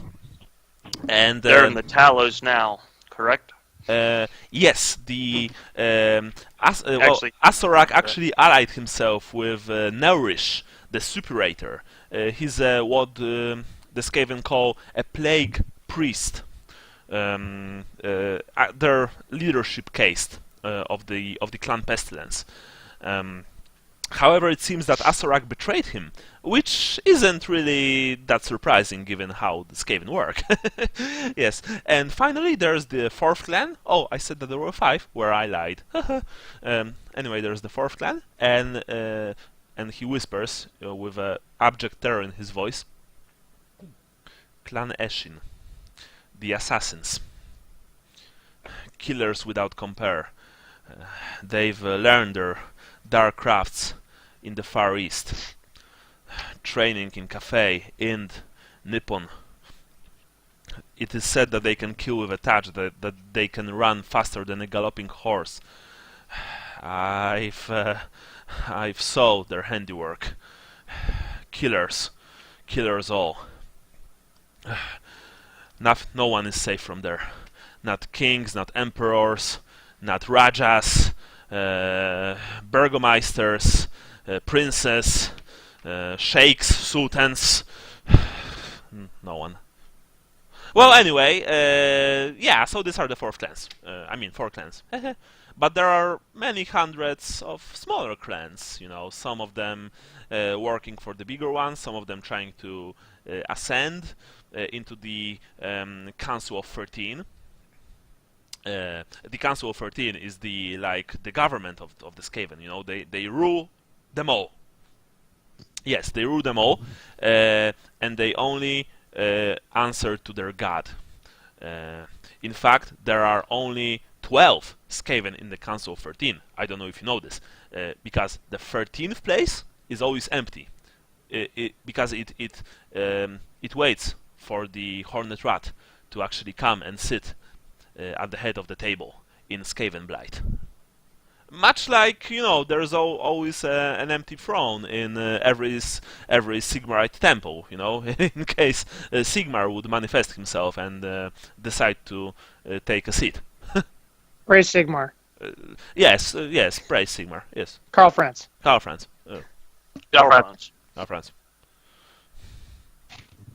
So like I was saying, it was like... Which yes? Which clan is the Grey Seer a part of? Clan? No clan. The Grey Seers are a force of their own. They don't answer to any clan, They are like... But didn't you say was vying for power? Well, the clans are vying for power, but the Grey Seers are working outside of the clans. They are like the ruling body of the Skavendom, even though not many of them actually sit in the Council of 13. They are still considered very powerful and very influential because of their connection to the Hornet Rat. They can essentially command almost any clan, perhaps except Pestilence. I don't know the exact details, but it seems that once upon a time Pestilence waged war against the other clans, and and I think it was only because of the an intervention of either a Grey Seer or some other clan that the civil war has been averted. But like I said, I don't know the details, and anyway, it doesn't really matter.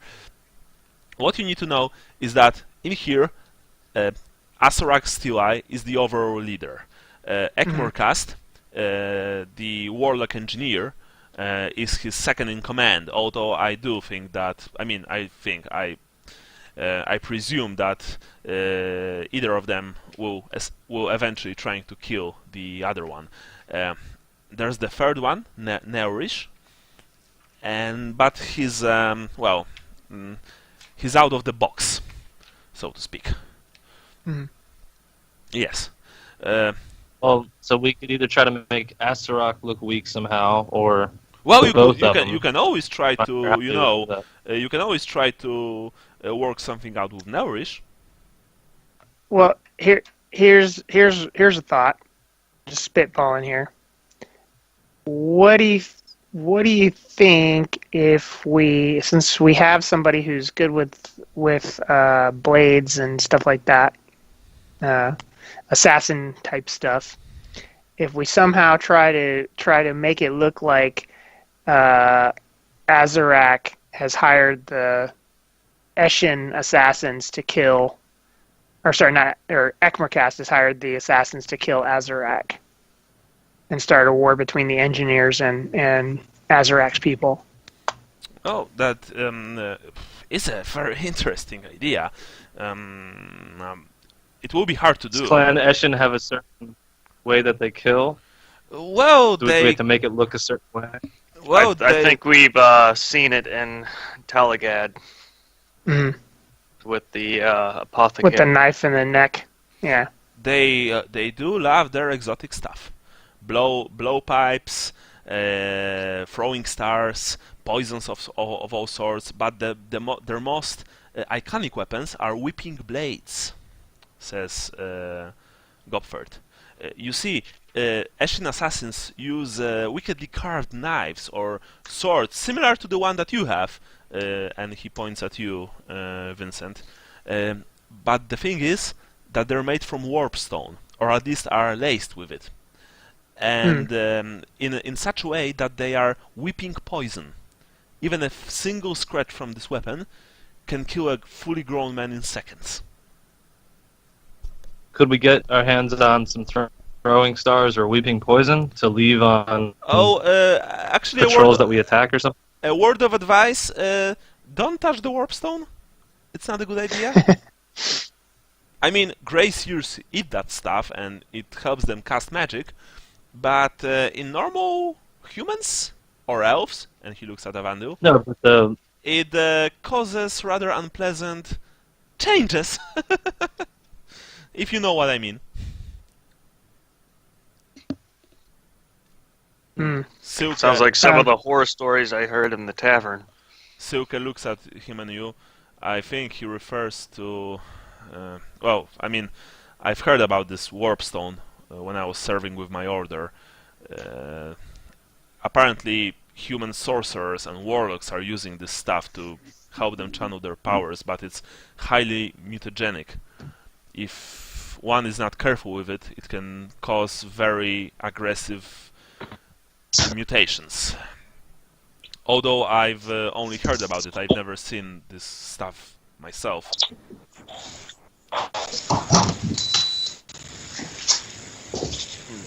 What's that sound? I don't know. I just turned the iron on. The beep?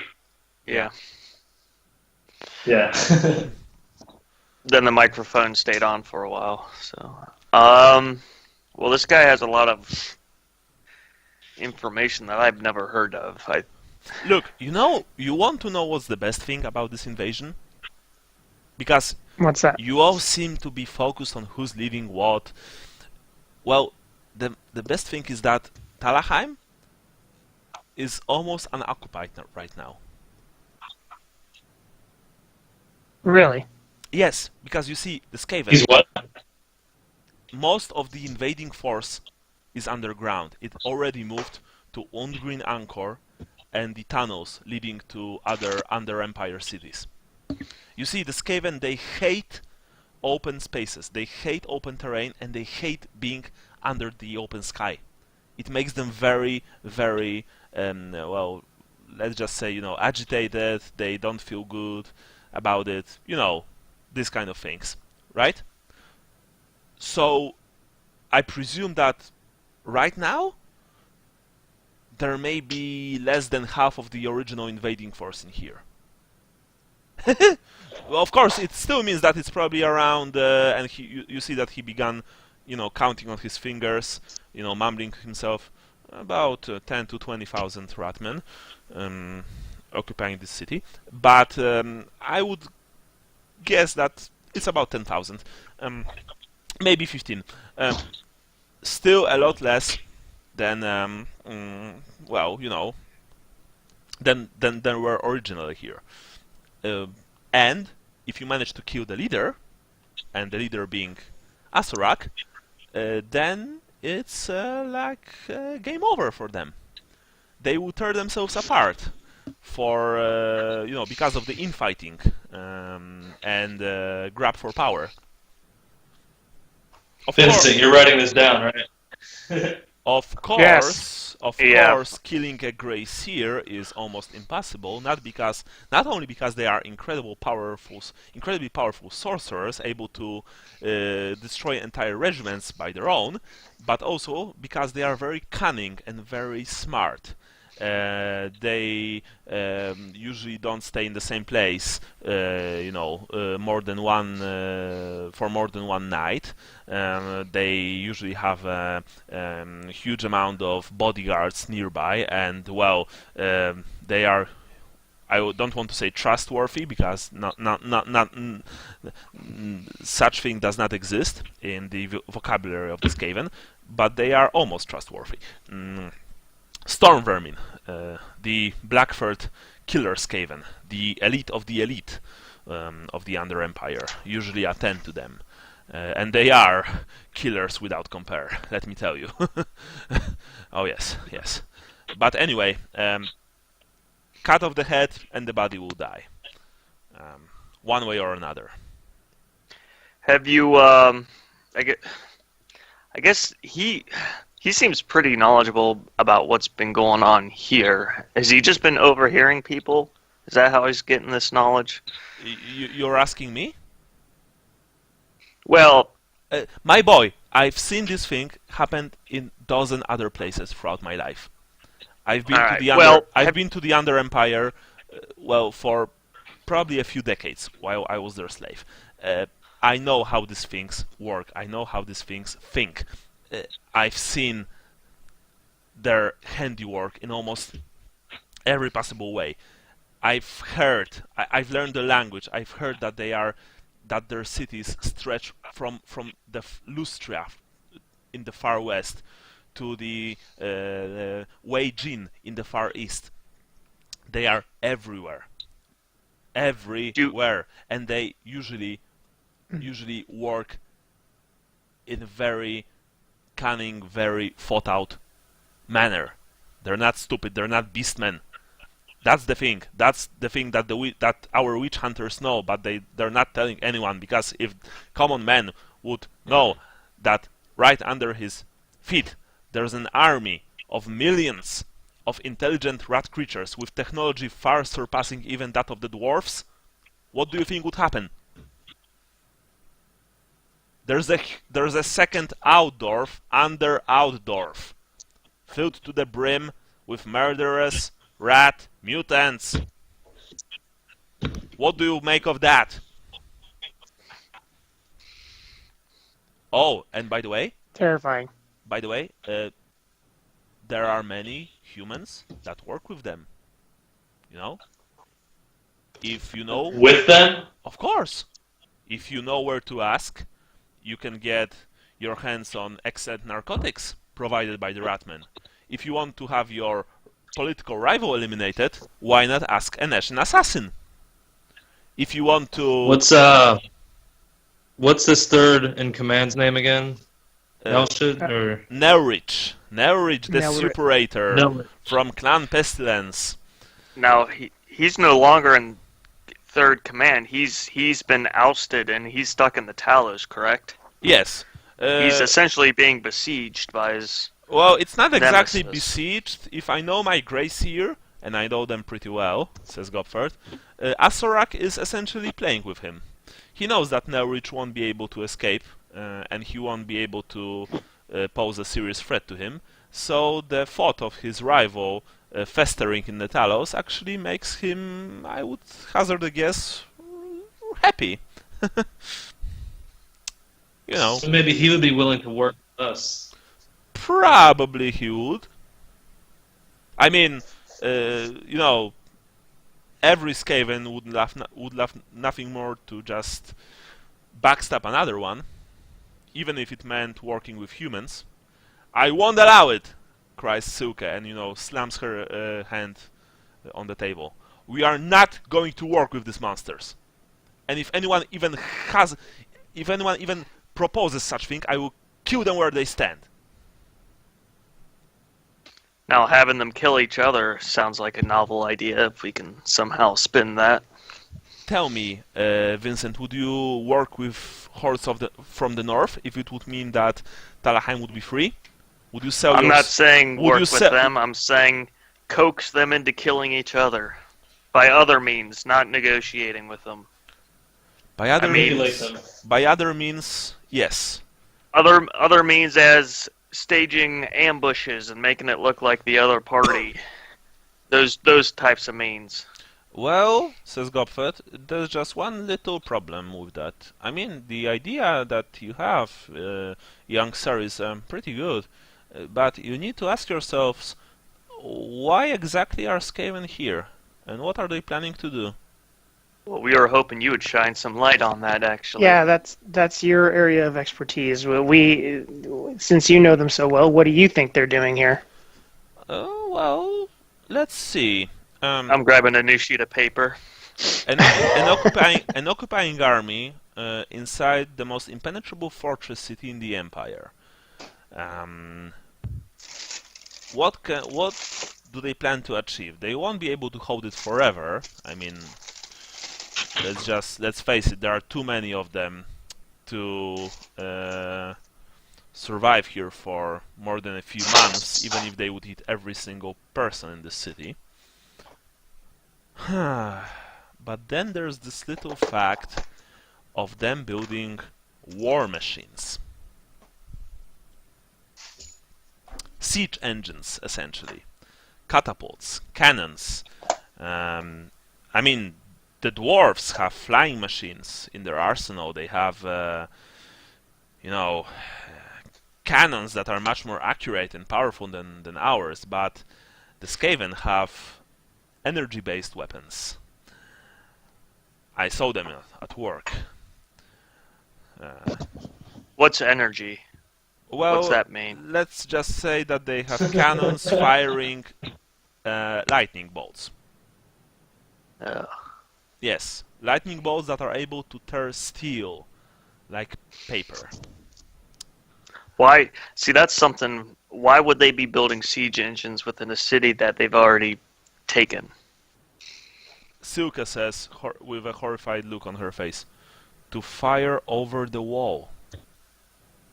Against what? Siege engines against a mobile army? No, not mobile army, says Yorn.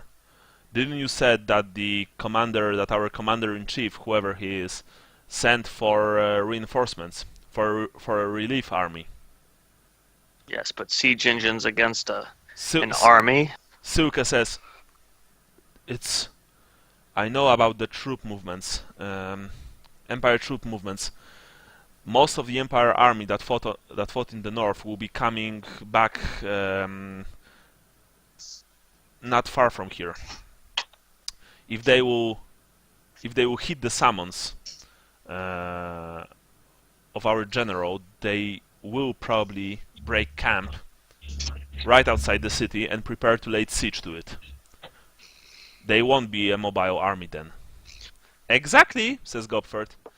And Clan Scryer is known for a very nasty array of very nasty things to kill a large amount of, well, living things with a single shot, so to speak. We need to find out why they're here. Did they mention anything about a necromancer? Have you heard anything? No, I haven't. I think we just need to figure out how to kill this Grey Seer and let them tear each other apart. That's true, but it would also probably be a good idea to sabotage these machines. Yeah, we're working on that. Sally, your pot pie is done. That's mine. Oh. Oh. Silkas, Gopfert, but I mean, what could they use to attack such a huge number of troops? I mean, there are 3 construction sites in the city, right? So that would mean 3 war machines only?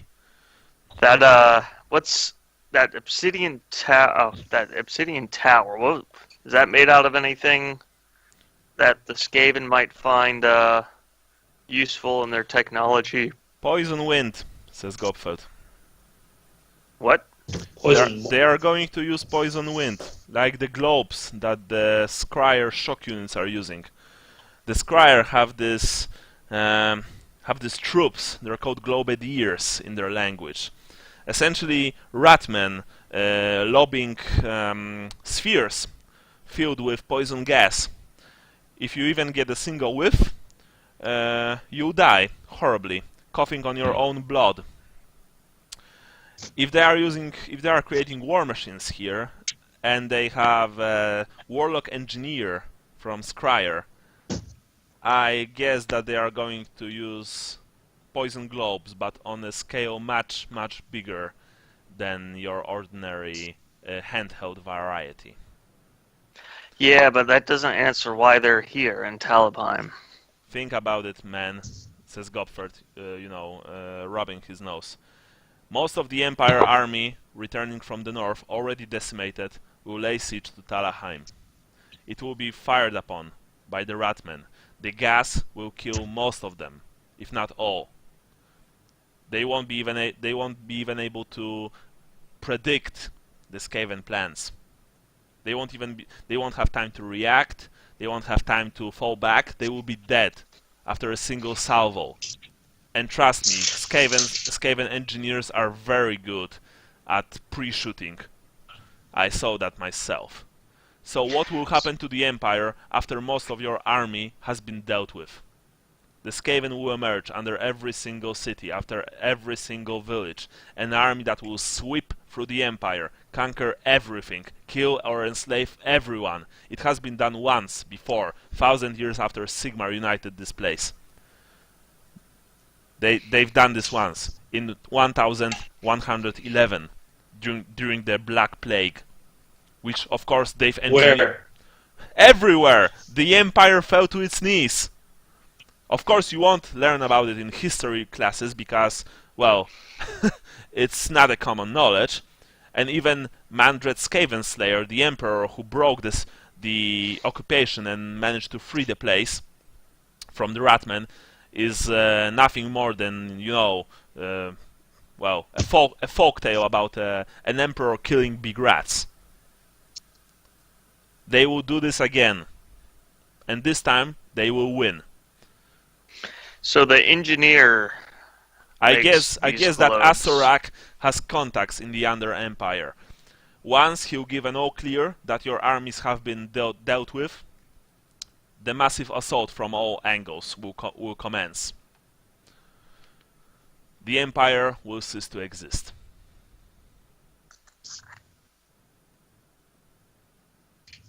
There's this silence in the room. I mean, pure logistics of such endeavor, says Silke. I can't even fathom how the Ratmen would be able to do that, but it's true, they are very well organized and very, very determined. More than you think, says Gopfert. And trust me, they've done this once, they will do so again. I've heard stories about whole countries, whole continents falling prey to them. It can happen here. It already had once, almost. Does this poison gas have the same effect on Skaven as it does on? Yes. Poison wind is in. When this almost happened before, did the Skaven tear each other apart? Well, I mean, if you would sabotage the globes, they are huge glass spheres, I fathom. Then the gas would probably spill out through the streets of Talabheim, most of them, killing everyone and everything, including the Skaven. Well, there's an idea. Of course, you would probably condemn hundreds of people to horrible deaths.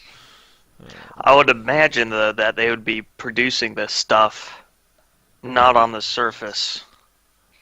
This stuff, no, says Jorn. They're probably bringing it from the Under. What did you call it? Crazy Man? Under Empire? Yes, Under Empire. Yes. But they will need to stack these things here. I guess that would be another thing we could do. If we can find their cache of this stuff, we could try to blow it up with our explosives, and especially if it's down low and not sink down, not on the surface. Oh, down low? Down low, there are more of them than there are here. You would either need some crazily lucky and very well skilled individual or individuals to do so, or a suicide man. Sounds like a job for a knight of more. Besides, says Silke, it won't help us much. I mean, even if we do blow up the spheres, there are still war machines and the gates will be still closed. The Empire army won't be able to get in. Looks to me like we have 3 objectives. Well, 4 actually. We need to open the gates, we need to kill the leaders, we need to sabotage the machines, and, if possible, we need to destroy the spheres. Oh yes, and I would hurry if I were you. Like I said, the Skaven are very efficient in their work, in their endeavors to conquer the world, because that's their ultimate plan, you know, that's even in their religious code. Conquer the whole world. They think themselves as a sort of a master race. They think that every... The order in which What? we do these things is going to be very important. Yeah. Well, okay. They... So here's the thing. So we've got these four objectives, if you will. So we already have somebody in the war machine thing, right? Honorius, although yes. he's a chicken, right? Yes. If I recall correctly. But so we have somebody in place there. So that might be one of our lead things to do. I wouldn't trust the engineer, says Jorn, with even rubbing his own backside, let alone sabotaging war machines. If that's what you're suggesting. No, I'm not suggesting that that he does it. But what I'm saying is that we've got somebody who shows up to work there every day that will know something about the operation, about the place. So that seems like the lowest hanging fruit at this particular juncture. Is that? But if that's the person we go after, then we're going to give everything else away. You know what I mean? Right. Well, I'm not saying we do them. I'm not saying that we necessarily do them 1, 2, 3, 4. But I'm just saying if we're identifying things that I'm just looking at what's the easiest out of the 4 right now. So yeah. The other thing would be spheres. We don't know where they are, so we need to find out where they are. I think our engineer might have info on that, or might be able to find info on that. Exactly. Okay. Says Jorn. So engineer dude knows about. I think there are certain things that if we do, it will only delay. Like if we sabotage the siege equipment, everything else being fine, it's just going to delay. They'll build more. If we attack the bombs, you know, they will probably be able to pull more of them up from just deeper below. I think if we can pull off an assassination, sabotage stuff we do right at the end. Well, yeah, I think if we go after the leaders or we start getting them to infight, that's going to slow everything down.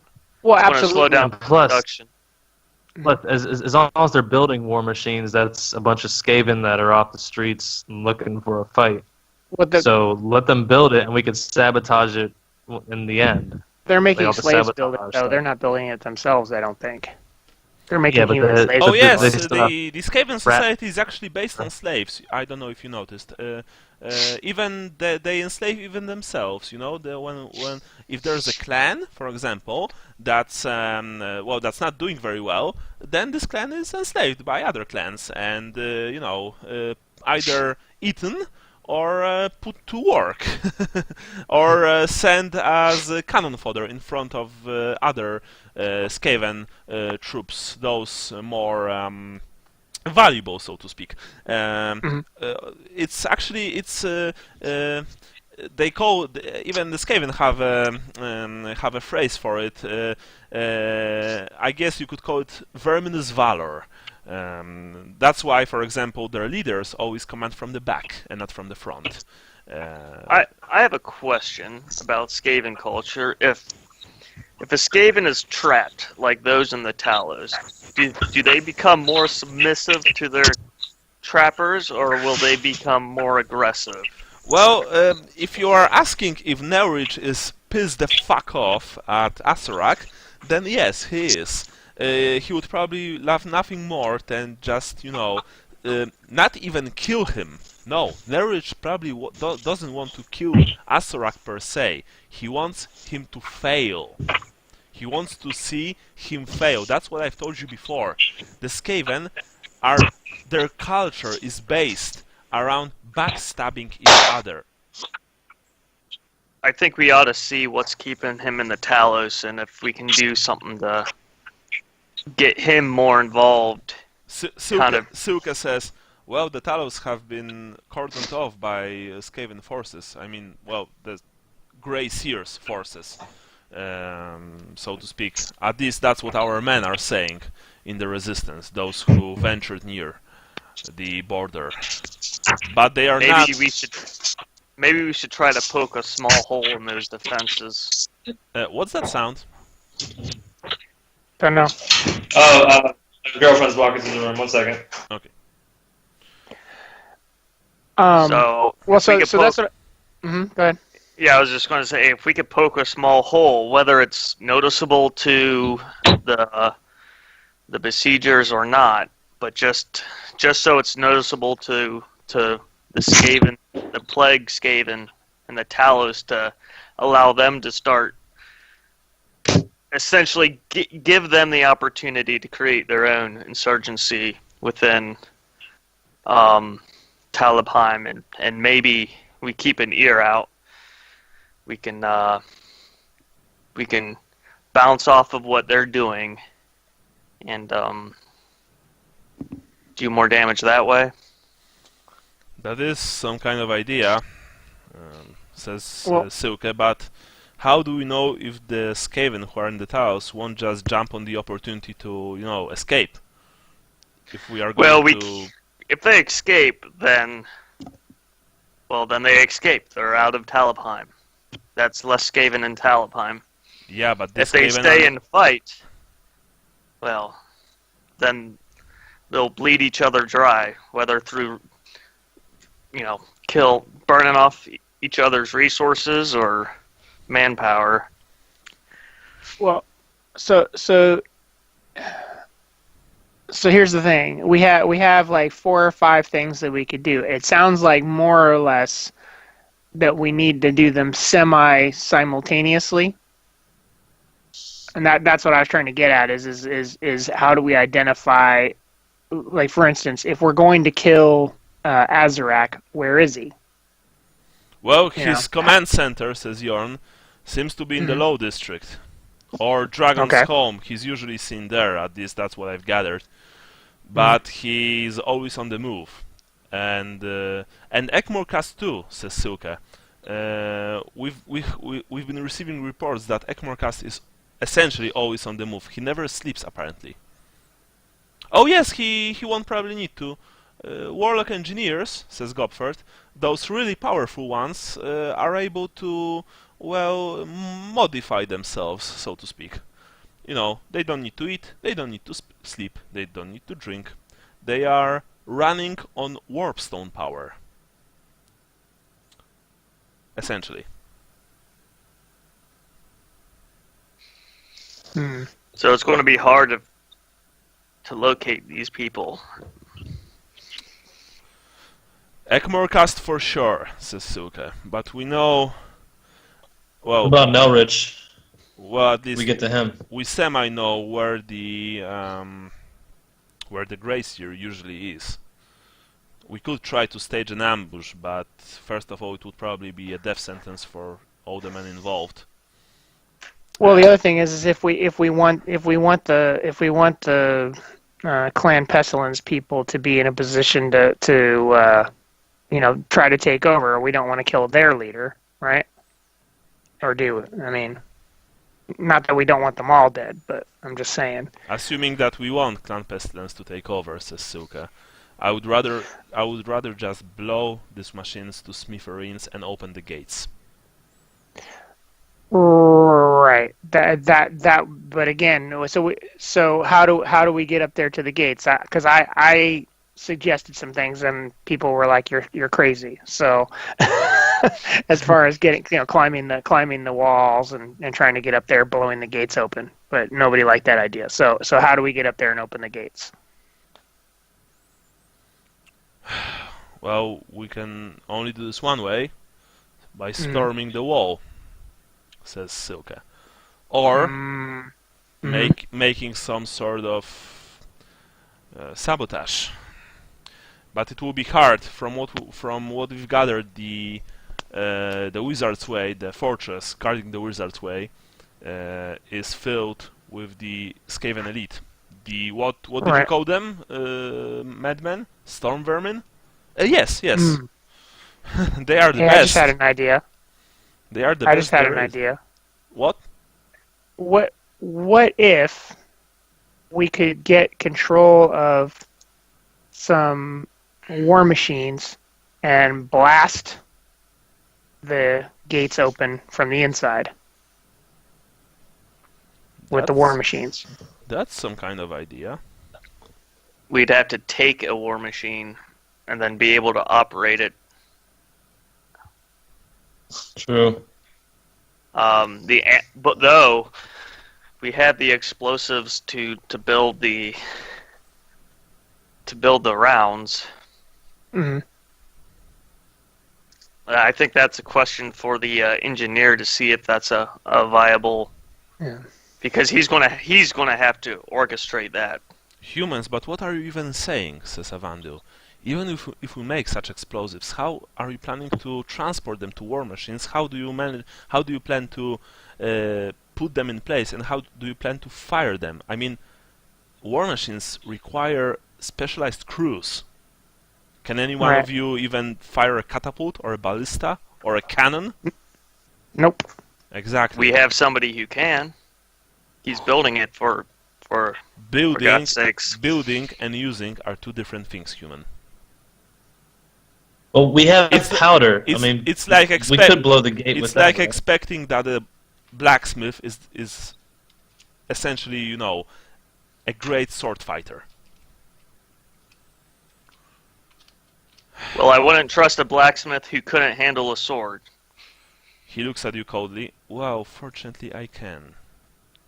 But I wouldn't trust anyone with a black powder keg. And well, that's just your kind, elf. And a war machine that he can't use.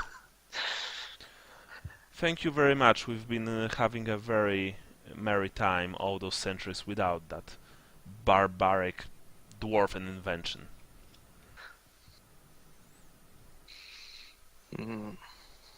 What if we get the plague Skaven to take the gate?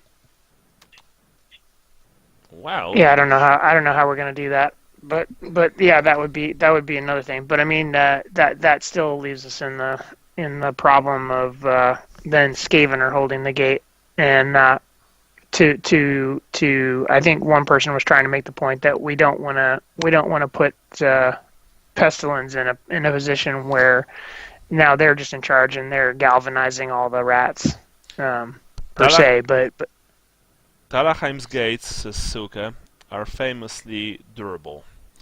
It will be almost impossible to even blow them to bits, even with all the black powder that we have. There's only a single entrance to the city, and the city's owners, city's rulers made sure that it will be very, very hard to breach. It sounds like we'll have to take the gate and then just open it through its own mechanisms. Well, here's what I think. If we can figure out how to kill Azarak and sabotage the war machines, that might be enough confusion to allow us, we'll pull troops away, or, we can start, blowing things up to draw troops away from the gates and then go up there and open them up. Well, he doesn't have. We don't have to kill him. We just need to make him think somebody's coming for him and make somebody actually go for him. Yeah. So that's what they spend all their time doing. A word of advice, says Goffert. If you want to go against Gracier's plans, make sure that you kill him, because if you won't, he'll spend the rest of his life trying to take revenge on you. I have a question that you might be able to answer. Sure. Do you think the Plague Priest has an idea of what the Storm Vermin's overall plan is? Do you think? You mean Gracier's? Well, do you think the Plague Monk knows what these siege weapons are being used for? Of course, he was probably made privy to the secrets. Otherwise, he wouldn't send his forces to aid Xathrodox. Like I've said before, the Skaven are very cautious when committing large numbers of their troops above ground. That meant that Xathrodox had to sweet-talk his way in Ekmorkast's and Nerrich's figurative pants. So you don't think it'd be a strategy to somehow convince the plague monks that those siege weapons are going to be used on the Talos? Well, it could work. It could work, but the question is, what would it achieve? I mean, if they would hear about it, if they would hear about it, they would probably make sure to escape. Essentially. Either to escape or take down the siege weapons. They won't be able to take down siege weapons. If Xathrodox has them cornered, it means that there are not enough of them to stage a full-out assault to destroy... What the hell? They're powering up their siege weapons. Yeah, to destroy the siege weapons. Oh. We need to contact the dwarf, says Lucas.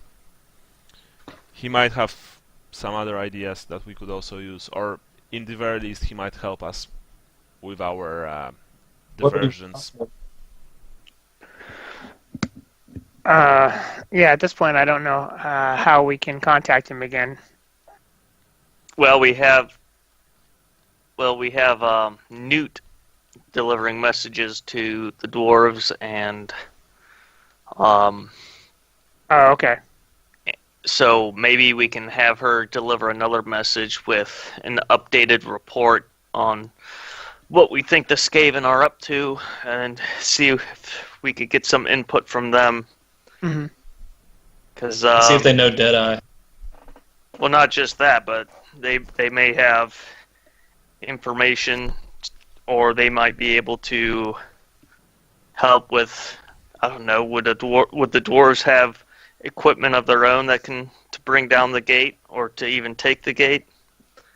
Maybe. Yeah, I forgot about the dwarves. The way up to the gate. Just trying to think if. What about, says Jorn, what about inside?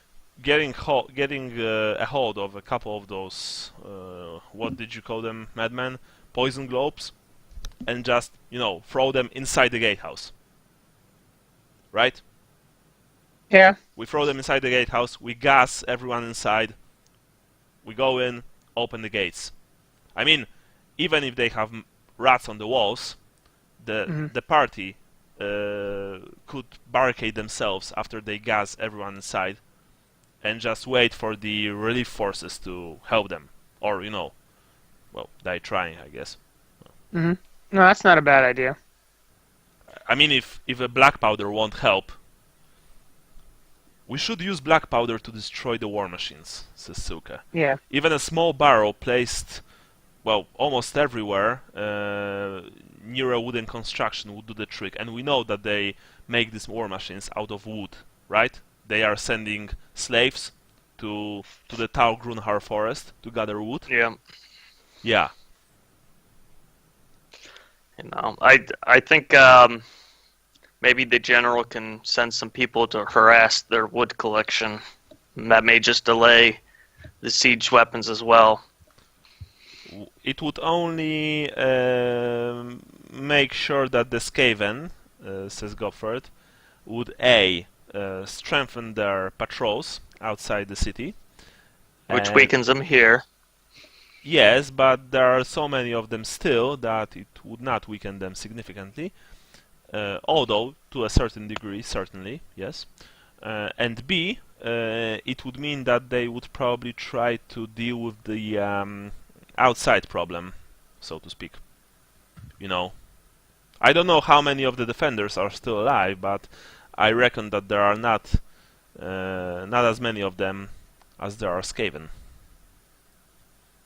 Sally, you remember about Gennaro, right? Yeah, he's in Dragon's Home, right? Yeah. No, just checking because, remember that he's one of the slaves.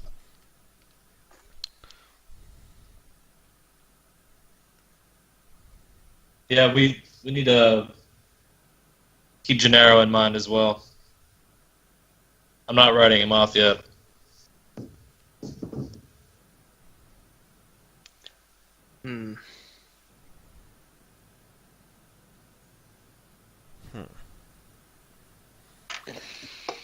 Well, we'll Yeah. see. Go ahead. So the leadership, we can't really go after because we don't know where they are. We should go after the leadership, Sasuke. I agree. I'm just trying to figure out how and where. We should divert some of our men to ascertain where Asorak and Ekmorkast would most probably be. Mm-hmm. If there's major projects, like as far as the engineering projects, if he has a route which travels him from one project to another project to another project, we might be able to find a lightly patrolled area where we can set up an ambush. Same thing with the Gracier. If he has certain obligations that he checks on periodically, if we can find out what they are, and we can set up an ambush in between those as well. So maybe send out some people to get that information. Well, we just need to. Yeah, we need to try to locate where they'll be. Mm-hmm. So we need to locate Azarak and Ekmercast. I think the engineer is right. Would probably be an easier target and will hinder the production of the weapons more severely than the Gracier. There is a possibility that what you're saying is true. That said, a warlock engineer is a very dangerous foe in itself, says Gopfert. Do not underestimate him. Yeah. We're running out of safe options. There are no safe options here, says Jorn. We should make points of what we must do. And just I say we set up a very wicked ambush and we don't pull any punches. We take whatever firepower we can. We can set explosive traps, and if he walks into the trap, we'll set it off, and if not, then we'll sit there and wait, see if he crosses it again. No witnesses, so we could leave evidence that makes it look like they're doing it to themselves. Well, I think if we have to leave evidence, and that's the only way we can do it, then we'll have to leave evidence. I don't think we can. There is also another possibility, Sasuke, but it's a very dire one. Mm-hmm. We could wait for the last possible moment before the Skaven will start firing. They will need to take these globes to the surface. If we destroy the globes, then the gas will spread out over a huge area, killing almost everyone and everything. It would almost certainly mean the death of anyone who would partake in such a mission, and many innocents would die, true. But I fathom that we could take a huge number of rats away. The problem is not to mention that perhaps it would even mean the death of the leaders, who no doubt would want to witness their ultimate victory. That's putting all of our eggs in one basket. Well, like I said, I don't like that plan either.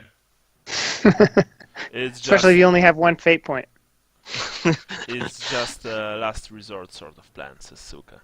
As a last resort, it's a great plan. We'll take them with us.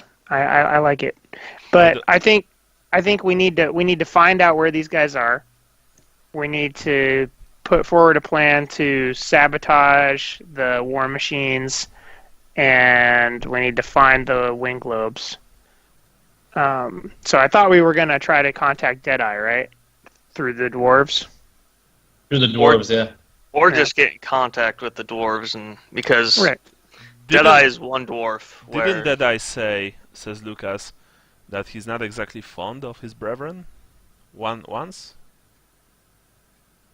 Yeah, I think that's why he was alone. He's an Imperial. Yeah. Maybe, well, I have no idea really. Mm-hmm. But I guess Yeah. that he knows at least partially what is going on, and he will try to make his move soon. Perhaps, you know, some kind of loud move. I don't know. I honestly don't know. I doubt that he's in the Talos. Yeah, I don't think he is. I don't think that he would allow him to get boxed. Alright, says Jorn. So what we need to do is find where they are keeping the globes. Find a way to enter the tower, the fortress. Find out where are the leaders. Rescue your men from one of the construction sites, although, no offense, Halfling, I think it's the least of our worries, and if it would come to it, you know that you would probably have to sacrifice him. Just kind of look at him.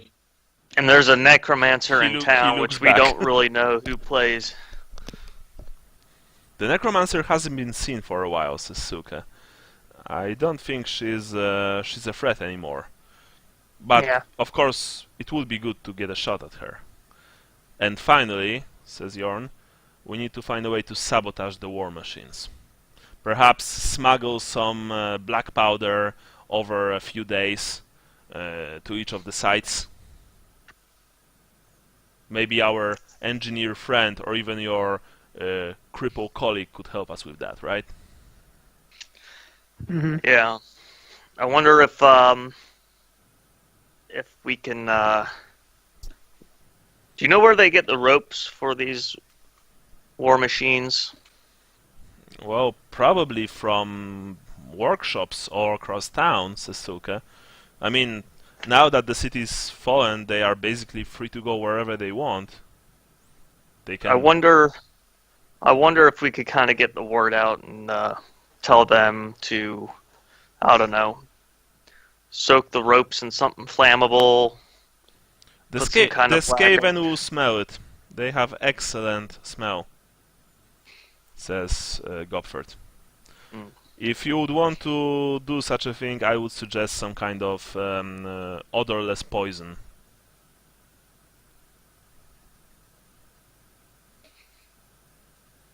I mean, you know, you can try it, right? Well, shall we task out some folks to start getting this information? We still got recon to do. Oh yeah, a lot of recon. Yeah. So, you are standing over the table, you know, figuring what to do next. You know that you don't have much time. Perhaps the army is already under the gates of Talabheim. You don't know how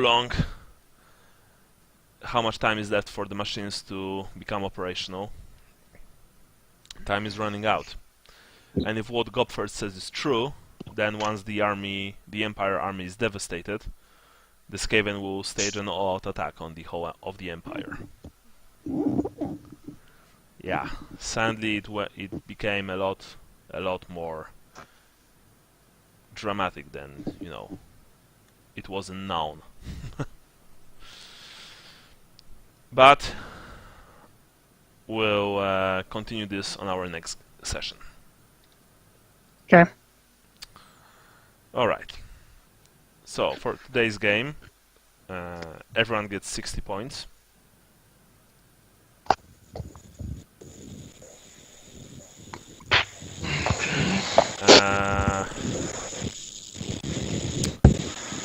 Everyone gets... What's that sound? Don't know. Brian? Not me. I don't know. There's like... That's not me. Okay. Alright. Oh, now it goes. Alright. Everyone gets 10 points for their characters.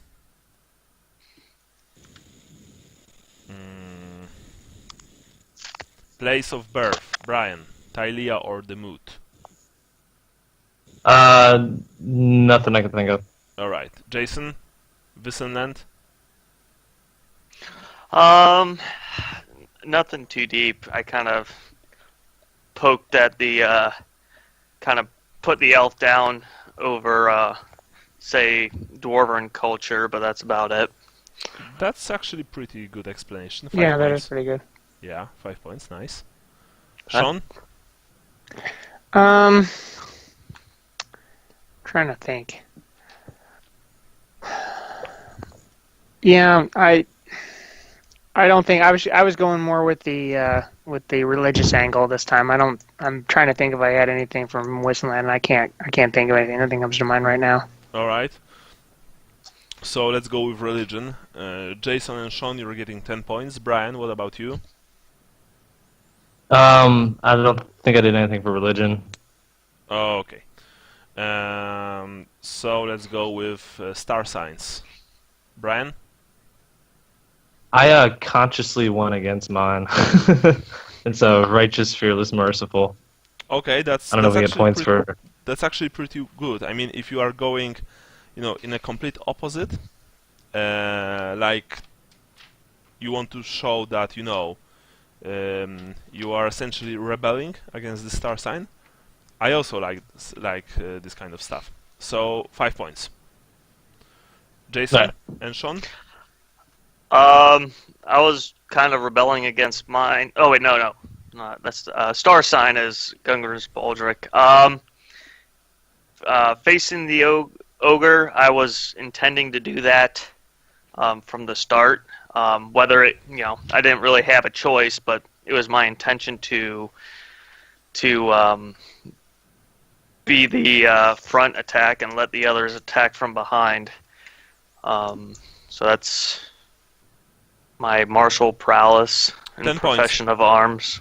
10 points it is. Sean. Cacklefax the cockerel. I didn't have a chance to be cheap. I don't think. Yeah. I didn't even consider All right. money. So Doom. What about the Doom? That was the one I kind of went a bit against. I kind of was making the comment You about said a lot of feasting on gut comments. yeah, like I wasn't gonna let them feast on my guts, so I was gonna, especially since I started having torso hits on the ogre. Yeah. That's The largest of Taos creatures. Yeah. 5 points for you then. It was a complete opposite, right? Yeah. So yeah, It was kind of resisting that fate and putting it on my enemies, essentially. All right. So after that, let's go with Brian. Your Doom. The blind maiden shall weigh thy soul. I took a minute after the firing squad incident, and yeah, I still don't want to throw Gennaro under the bus. Like, he's still a priority for me. Yeah. Okay. 10 points. Sean. The hourglass shatters before the last grain falls. I tried to, make references like we're all gonna die anyway, and might as well just attack this thing. That's where I was going with that. Yeah. You said something about the time. Yeah, that was good. And you did that. You did attack the Rat Ogre, so 10 points. Okay. Sally, you get 5 points for Halfling. Any ideas that actually, push the adventure further? Getting the Gottfried guy. Okay, that was good. So all of you 5 points, and also give 5 points to Andy for that because he also participated. Yeah. And 5 points for swords. So let's say that for now it's 10 points. Okay, and I think that's it. So 10 points for everybody. Yeah, 10 points for everybody, including Andy. Okay. Then So I'll take 30 for the notes. Yes. 30 for your notes, of course.